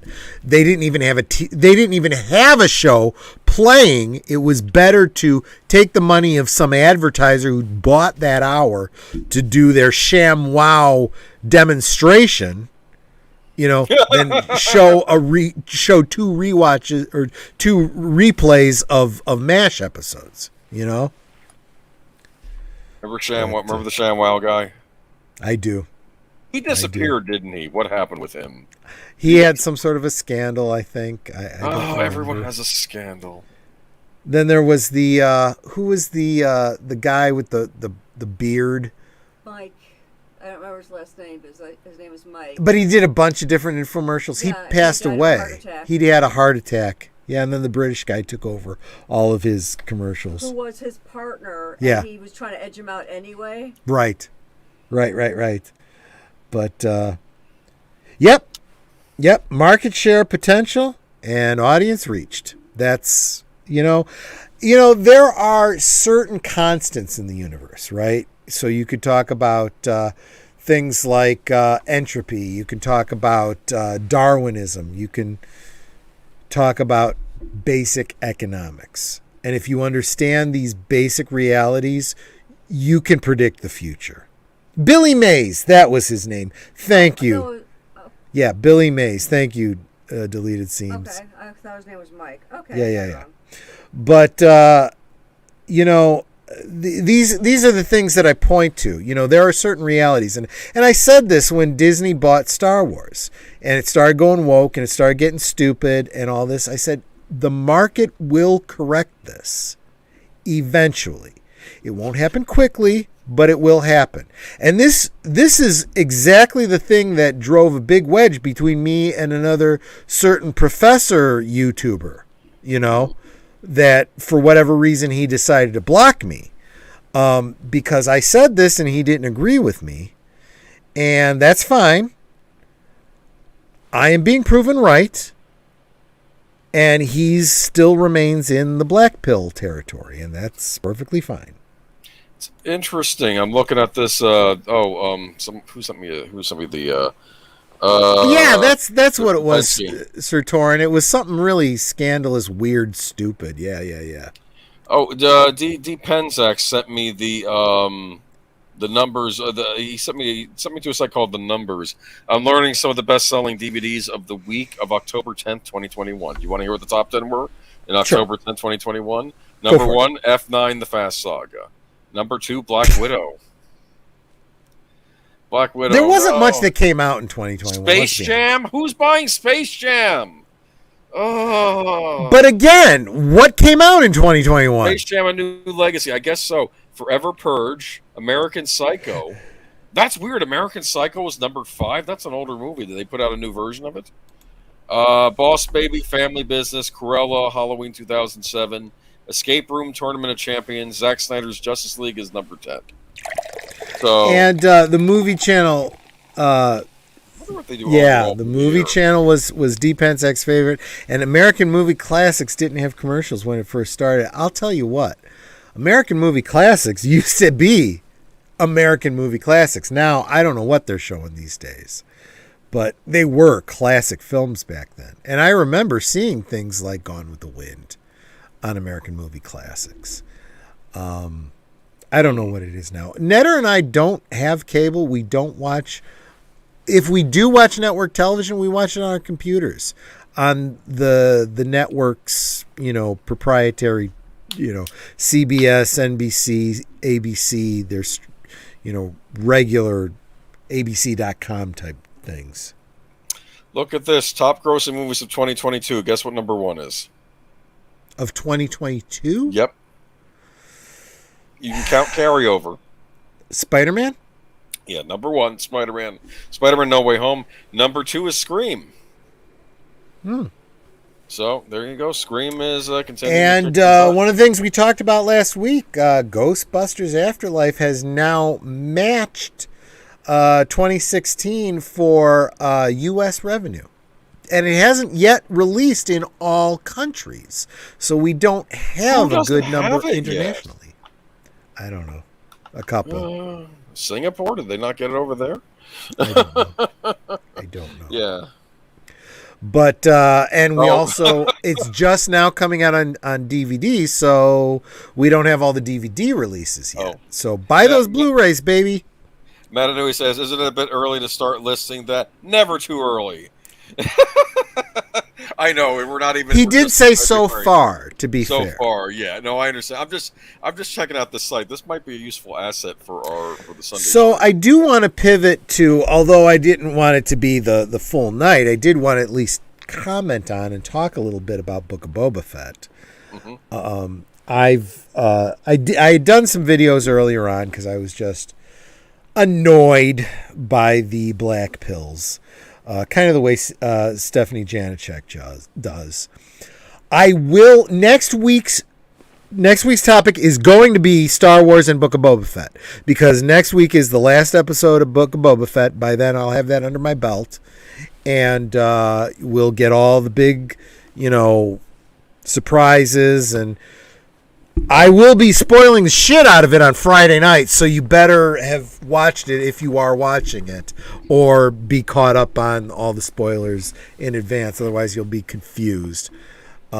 Predictions are we're going to see Han Solo, maybe Chewbacca. There's going to be an interesting showdown between Boba Fett and Cad Bane, which the Rebels fans are probably really looking forward to. Yeah, it's going to be interesting, and I do feel like this is a setup for everything going forward. There's more Mandoverse stuff happening. I do think we are transitioning into something like a canon version of Heir to the Empire. As we go into Ahsoka. Ahsoka is going to be focused on trying to track down Grand Admiral Thrawn and Ezra Bridger. So I don't know how they're going to all play into it. A lot of people have asked me directly, and I've seen indirect questions to other YouTubers asking about Mara Jade. My personal opinion on Mara Jade, my hope is that they go this route with it. Let me pull out an action figure here. This is my Marvel Expanded Universe 2-pack. My enabler and the love of my life, Netter, got this for me. Not a severed head? Well, it's an alternate head for this character. Okay. Yeah, that makes sense. Yeah, okay. Yeah, it is technically. Yeah, there we go. So this character is a character from Marvel Comics named Lumia. Okay, her story is, and you'll notice that severed head, that alternate head, is kind of a ginger color. Okay, she was sort of the prototype for Mara Jade, and I always felt that Mara Jade and Lumia had so much in common. They were basically the same character. So I do hope that when they do canonize this character, it's an amalgam of Lumia and Mara Jade.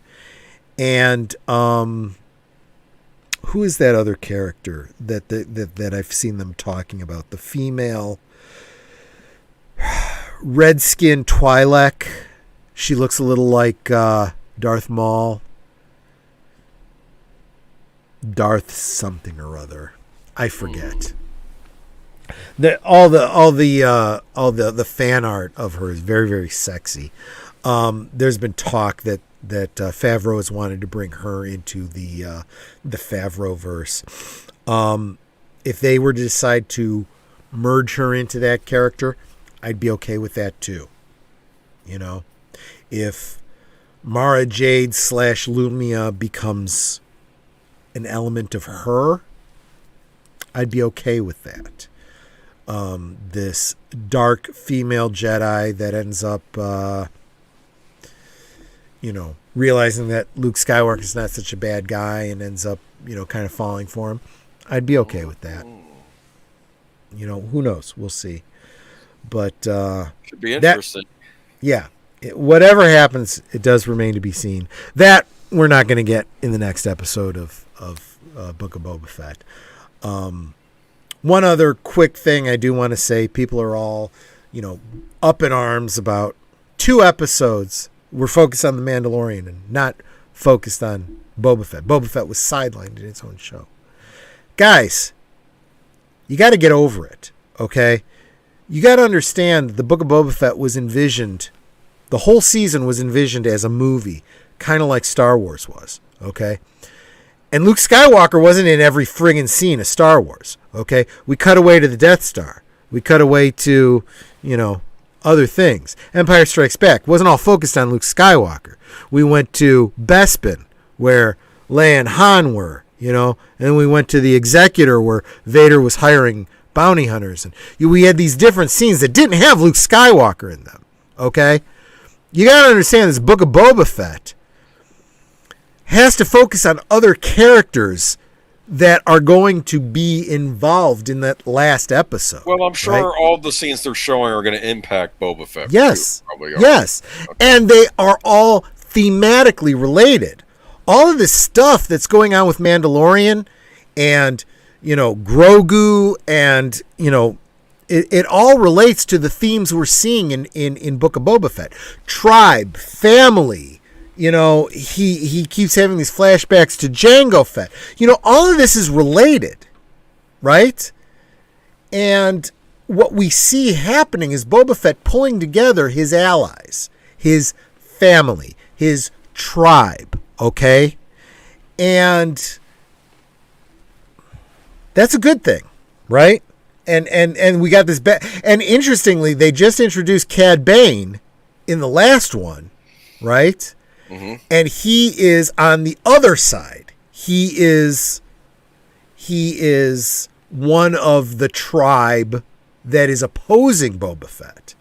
And if you are a fan of the Filoniverse, the Clone Wars and Rebels, you know the history of Cad Bane to Boba Fett and to Fennec Shand.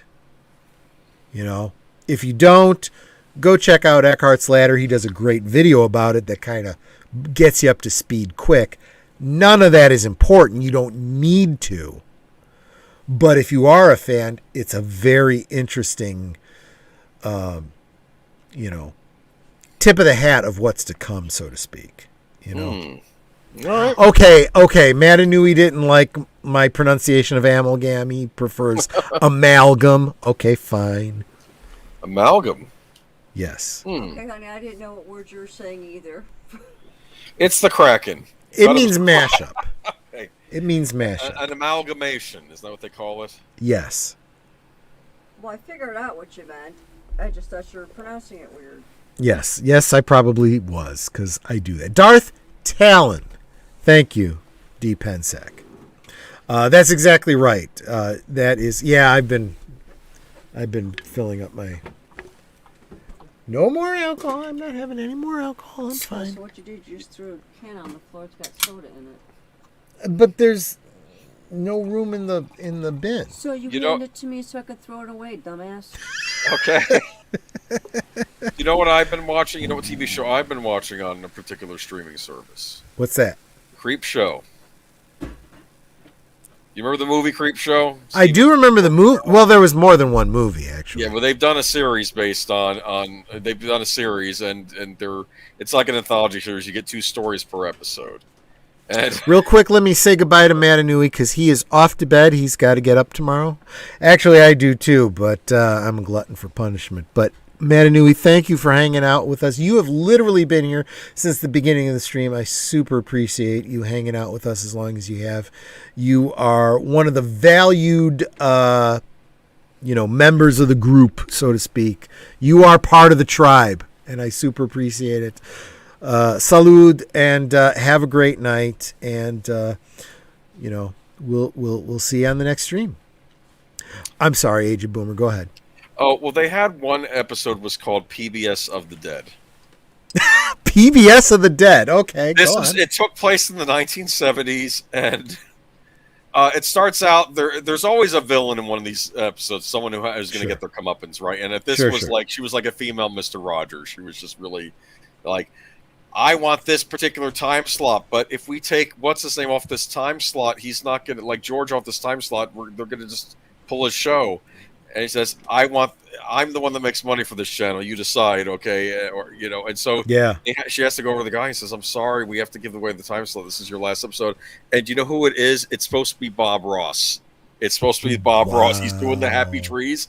Yeah, and he's like, well, that's okay. Can I just do one more show? And he says, sure. And apparently and like the one producer telling her, apparently he had to find peace after being over in Vietnam. Like he apparently saw a lot of action over there, and so now he's all tranquil. And then he says last episode, I'm sure this is all part of God's plan. I mean, something else is gonna come for me after the show. And he's by the audience. Meanwhile, there's Antiques Roadshow going on, and Ted Raimi is there with his Book of the Dead, from Evil Dead.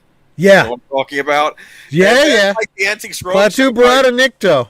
Yes, and the Antiques Roadshow guy. Oh, I know some old Samaritan. Let me try reading from this book, and then Holy shit! and then it's Bob Ross, this Bob Ross analog character beating up Deadites in this episode in a PBS station live on air. You see the kids. What channel is it, or what streaming service is Shudder. It this was on? on Shudder. It was on Shudder. I'm sure you could find ways of seeing it. Wow, that sounds Oh, really, no. really It was good. just Oh my funny. gosh. It's like they do 2 episodes per episode, two stories per episode. It's like an hour-long show, and they do 2, like 20 Joshua V, I'm sorry if I didn't see you earlier in the stream and didn't minutes. greet you. Popped on. Thanks for being here. But yes, Bob Ross was in the military, and he, if I remember correctly, he was a drill sergeant. And Bob Ross? Yes. They probably based it on him because he probably did see some.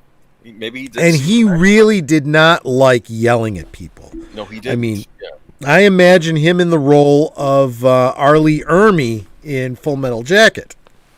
And Bob Ross was not all about that. So when he got out of the service, well, you saw what he... Complete 180, and I think that was the idea they had for this. So what if this Bob Ross character had to fight a bunch of evil undead, And I would imagine he probably could. He was combat trained. Butt, yes. He knew what to do. May not have wanted to do it, but he was fully capable. And then he got a show back because the ratings were up on the channel. Because let me tell you something. Netter and I every now and again will watch, and you can find it on YouTube. There's Bob Ross videos. That guy was talented. I mean, it's amazing how he just takes little cadmium yellow and white and cobalt blue or whatever the hell it is, and and he's got cadmium blue, whatever, and he's got mountains and trees, and it looks almost photorealistic. It's like, holy crap! And he's just got a couple brushes and knives and stuff, and scratching this, and he. That's where it lives. And there's no accident. There's no mistakes. There's only happy little accidents. Yeah, well, there you go. Happy little accidents. That's a good way to look at life, though, right? It is. Your lemons It is. make lemonade. Honestly, I'll be honest with you. When it comes to, especially art, right? If you make a mistake and you think, well, now what can I do with this? Sometimes you end up with something that works better than what you had in mind. This happened on Breaking Bad. They had they were like I don't know the basic premise of the show, but eventually Walter White, the high school chemist turned meth maker, ends up dealing with cartel people, and he ends up running into this guy. I think his name was Tuco. Trouble is, the actor had already had an obligation to be on another television show, and they couldn't use him on Breaking Bad, so they only had him for a few episodes.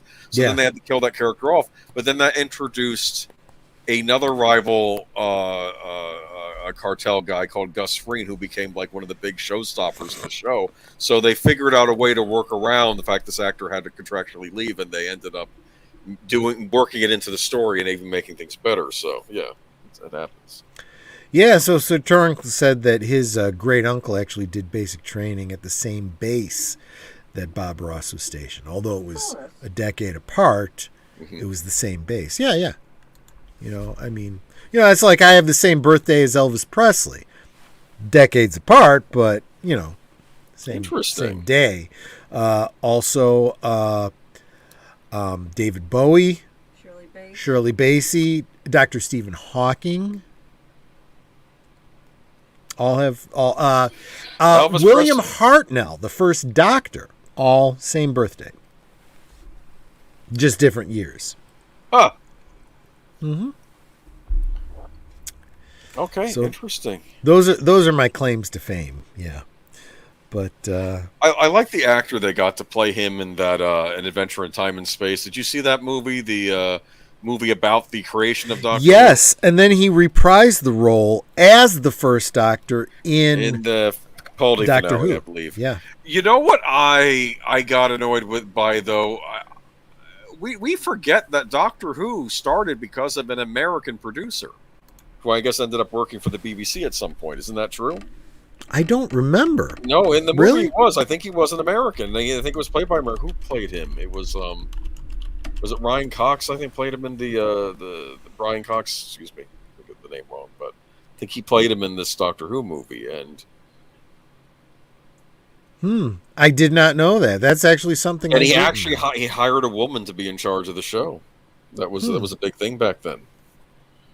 So I just know that you're right. David Bradley, who has played so many great roles. He was in Game of Thrones and so many other great films. He did an excellent job of playing the same Doctor as William Hartnell. Back when they had the 5 Doctors, no. Was it the 5 Doctors? Maybe it was the 3 Doctors. I don't remember. One of the multi-Doctor, things that they had a did. few of those, yeah. Yeah. They had to recast William Hartnell because I don't remember if he was 5 Doctors. It was 5 Doctors. It was the 5 Doctors. I think he was still alive when they did 3 Doctors, but he had. Hold up. 5 Doctors was Hartnell and Troughton were not played by themselves. They were played by like wax heads. What are you talking about? No, Patrick Troughton was in the 5 Doctors. Was he? Yes. Patrick Troughton was back. I think they found a new actor to play the Hartnell Doctor because he had passed on, and they couldn't use. Okay, then that was the one that was Richard Hurndall. He played, and I never felt he looked very much like William Hartnell. He just. He just had the right hair because of the wig. I think by the time we Americans got that episode, we didn't know what the first Doctor looked like, so it didn't matter to us as much, right? True.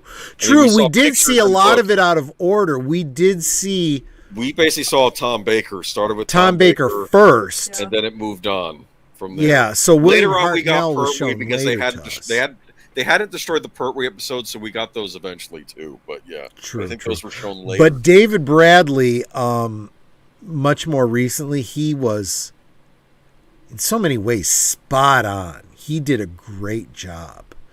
I just felt like Richard Hurndall just kind of. I mean, I liked Richard Hurndall for other things that he did, but for playing the first Doctor, he just, you know. They argue that episode was a Dungeons and Dragons campaign. The 5 Doctors. Kinda. If you think about it. Well, they were actually in a game. If you think about it, they were on a game board. Played by that sadistic Time Lord who was, playing around with the different Doctors. Remember that? He was... And Joshua V's got to drop out. Yeah. Take care. Thanks so much for hanging out with us. And so is D. Pensac. Yeah, we're going to probably be ending it pretty soon anyway. I just realized it's getting to be after 11. And Sir Torrance shares a birthday with Lonnie Anderson. Wow. And John Huston, Robert Taylor. Interesting. Erica Slezak. Really? Oh, Erica Slezak from One Life to Live. And James Gunn. Really? Mm-hmm. Erica Slezak. She has a famous father, as I recall. I'm drawing a blank. But Erica Slezak. Wow. That is a name that not a lot of my friends would know. Looks like everybody's got to get going, but I did want to answer Ghost Team Ghost Planet Ghost question. Is Doctor Who a real doctor? That's an interesting question. I'll answer that in just a second. So just so everybody knows, just to be a smart aleck. Walter Slezak. Thank you very much. Sir Torrance' birthday is August 5th. That's 2 days after our wedding anniversary. Yep. There you go. So that's a little bit of trivia. So yes, Doctor Who has, or the Doctor, his name is not Doctor Who. Doctor Who is a question. The Doctor is a real doctor, but the question often comes up, doctor of what? And it's never answered. He's probably not a medical doctor. No, they've made that clear because he's run into people like Martha Jones, I think, was a medical doctor, or at least she was training to be one, right? And that was yeah. But Walter Slezak, but yep. So, oh, that's okay. I whatever. But yeah. So that's yeah. We've been all over entertainment and history and creation and politics, and I've just had a great time getting drunk and chatting. That's really what Friday is to me. I look forward to it. It's been a brutal week for me. I was very busy at work, so I really didn't have a chance to get a lot done. And that's kind of why I didn't have my head in the game as far as the Friday night stream. Netter is my hero because she took the technical instructions for my new 3D printer and read through them and figured them out, and she's already something of an expert at 3D printing, and I still don't know how to load the plastic string in, but she You want to show off the things I made? Yeah, you wanna go grab them? We'll show you the little doodahs that Netter made. She printed out her first 3D prints, but I have to now kind of figure out the slicer so that I can start printing some of my diorama parts and stuff, and Netter can help me out with that. But she's very proud of herself. I gotta admit, I'm pretty proud of her too. So the very first thing she printed, she decided to go super advanced with a functional product, and she printed a whistle. oh, That really makes noise. And then she printed this little placard. Gosh, I don't know if you're going to be able to see this. Yeah. There we go. This is the Neat. company name Prusa, the 3D printer. cool. And she printed for... How did you make that black? Did you paint it or something? Marker. She did Batman! yeah. Like a batarang. So she printed this for me, and obviously I could press this into something. I could probably make this out of metal if I press this into like cement and then pour aluminum into it or something, and I can. You can do some damage.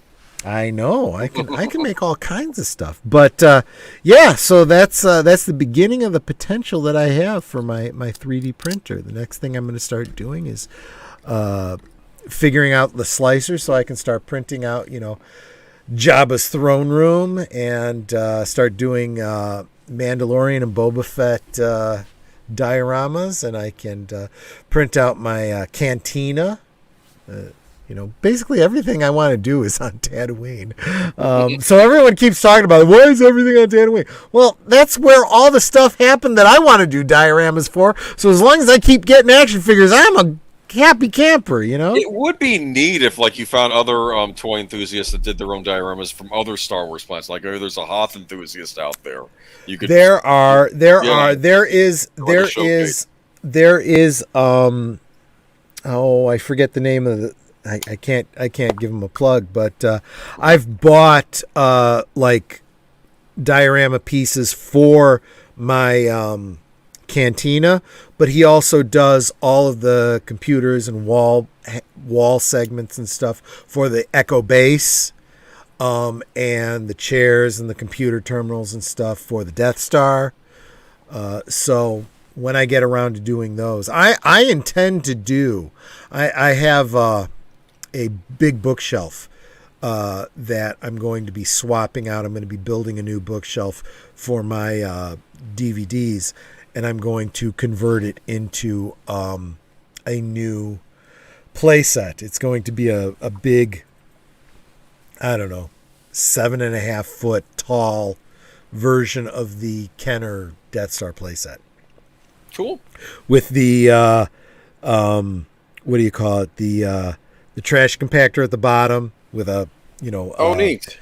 With an elevator that goes to the top, with the throne room at the top, and the boardroom where they have the conversation about this technological terror you've created and all that kind of stuff. Yeah, I've got it all planned out. It's going to be It's good stuff. I'm going to take a lot of inspiration from the Kenner play set, but I'm going to, gourmet it, Well, I'll be neat to see when you do it. Oh yeah, I'm looking forward to it. Now that I got this 3D printer, it really is going to give me a quantum leap forward for what I'm capable of doing. Yeah.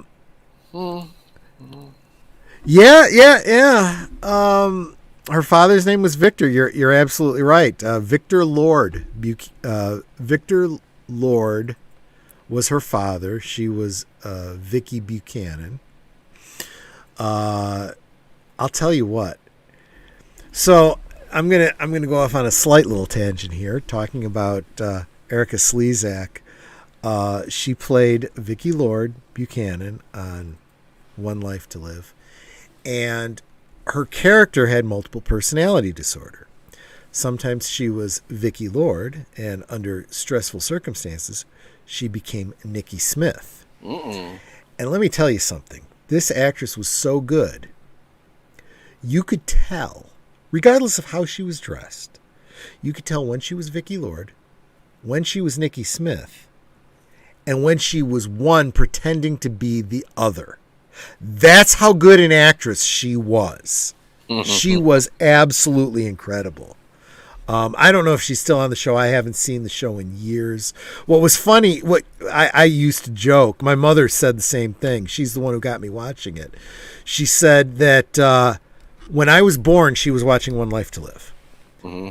When I got into college and started watching it with her, it was basically all the same storylines.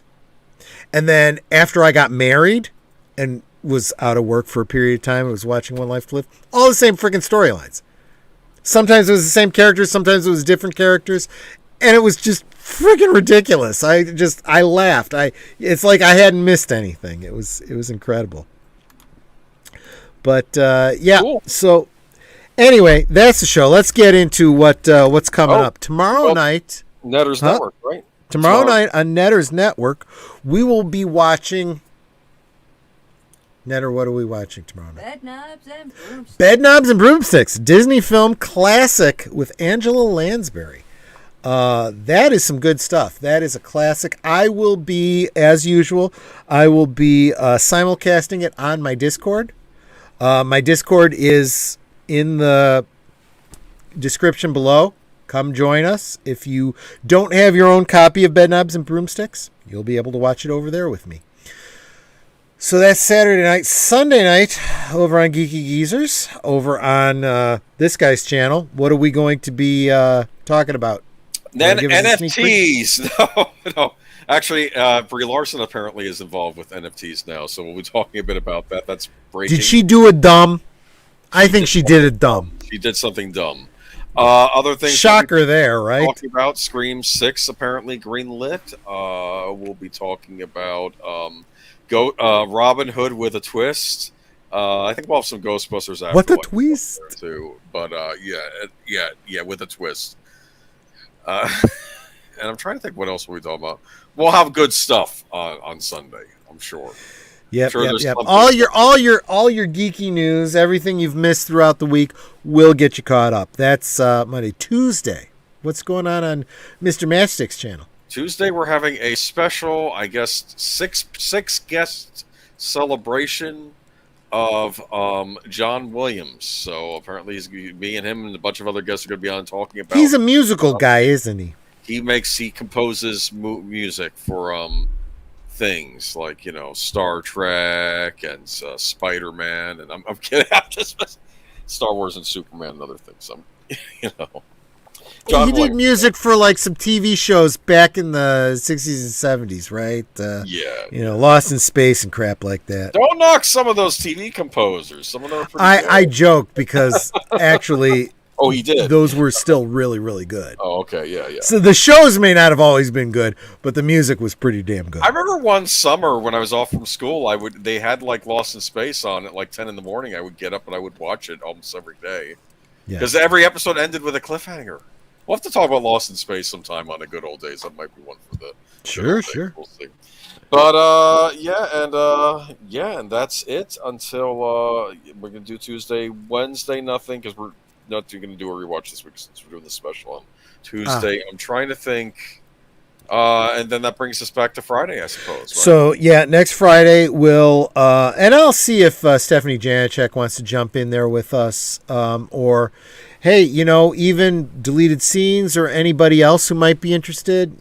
Maybe if you're watching Book of Boba Fett, let's talk Book of Boba Fett and the future of Star Wars after Boba Fett. But I will probably be pretty psyched. Who knows what kind of exciting things are going to be coming up in the last episode. Again, I do believe we're going to get a Han Solo, but who knows what else they got planned for us.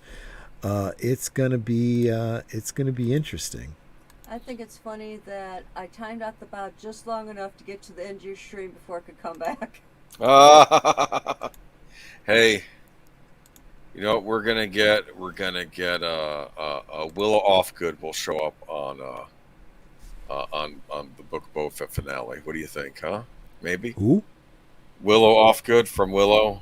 Oh. No, Gosh, let's not go there. Let's not go there. The fact that we haven't seen Warwick Davis in anything Star Wars is kind of surprising. He really does need to make a comeback.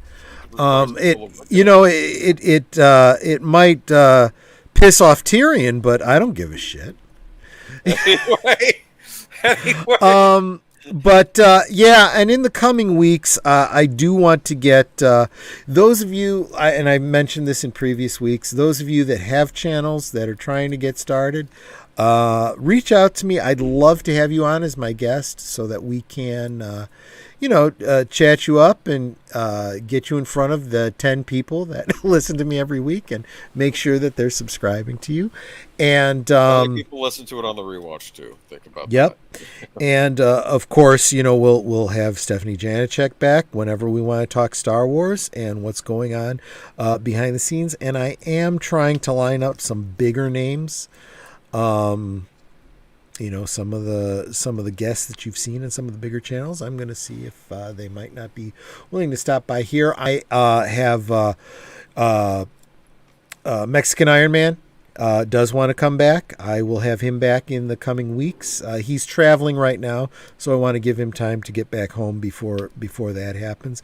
But I will have him back to have a talk about just being positive in the fandom when we're dealing with so much negativity and black pills. I think he's great for that kind of thing. Yeah, have him on. That'd be cool. Absolutely. And of course, we're going to do a rewatch of Demolition Man at some point too. We will definitely be doing Demolition Man in the very, very near future. And another person I'm planning to reach out to. I haven't even told her that I'm planning to reach out to her yet. But what is it? Positive Fandom. Who has been appearing on the Robert what's his name? I don't know. Robert Miller. The three names, I'm drawing a blank. Okay. And she's on Midnight's Edge commonly. She's got a great channel. She's a very positive force in fandom, so I think she'd have a great deal to contribute to that kind of a chat about just being positive and enjoying the things you friggin' enjoy, for crying out loud. But and I'll see if I can't get her on the channel. And like I said, a couple other bigger names that I don't want to say yet until I have a chance to reach out to them. But just wanted you guys to know that I do have plans, and I do have merch, but I am not quite ready to share it yet because Netter and I have been having some difficulty with the vendor as far as quality and consistency. So we're still working on that, but I am working on merch, just so you know. Friday night last call is the branding, and of course, what are you sipping on? And own physical media. But cool. that will be coming in the near future. Hopefully before the summer. That's what I'm trying for. We'll see. But anyway, any other thoughts, concerns, plans, ideas? Age of Boomer. Like I said, it should be cool. I at some point in the far future too. I don't know if Sir Torin would be interested. We should really do a rewatch of Glen Ross though. Oh, that's right. Because he's a coffee is for closers. Oh, I have so much stuff to say about that. And so are firearms. All right. Anyways, that's all for now, though. All righty, Netter. Any last words? Thank y'all for coming. We appreciate you. We absolutely do. You guys are the best. I'm not just blowing smoke up your bums when I say I really super appreciate hanging out with you guys. I look forward to this all week. You guys always contribute. You guys are just fun to hang out with. You guys are my friends. I said it in the monologue. Love you guys, and I mean that. I really do. Thanks so much for hanging out with me tonight. You take care, and we will see you on the next one. Take care. Y'all come back now, yeah? There you go. Good night, ladies. Good night, sir. Hit it, sweetheart.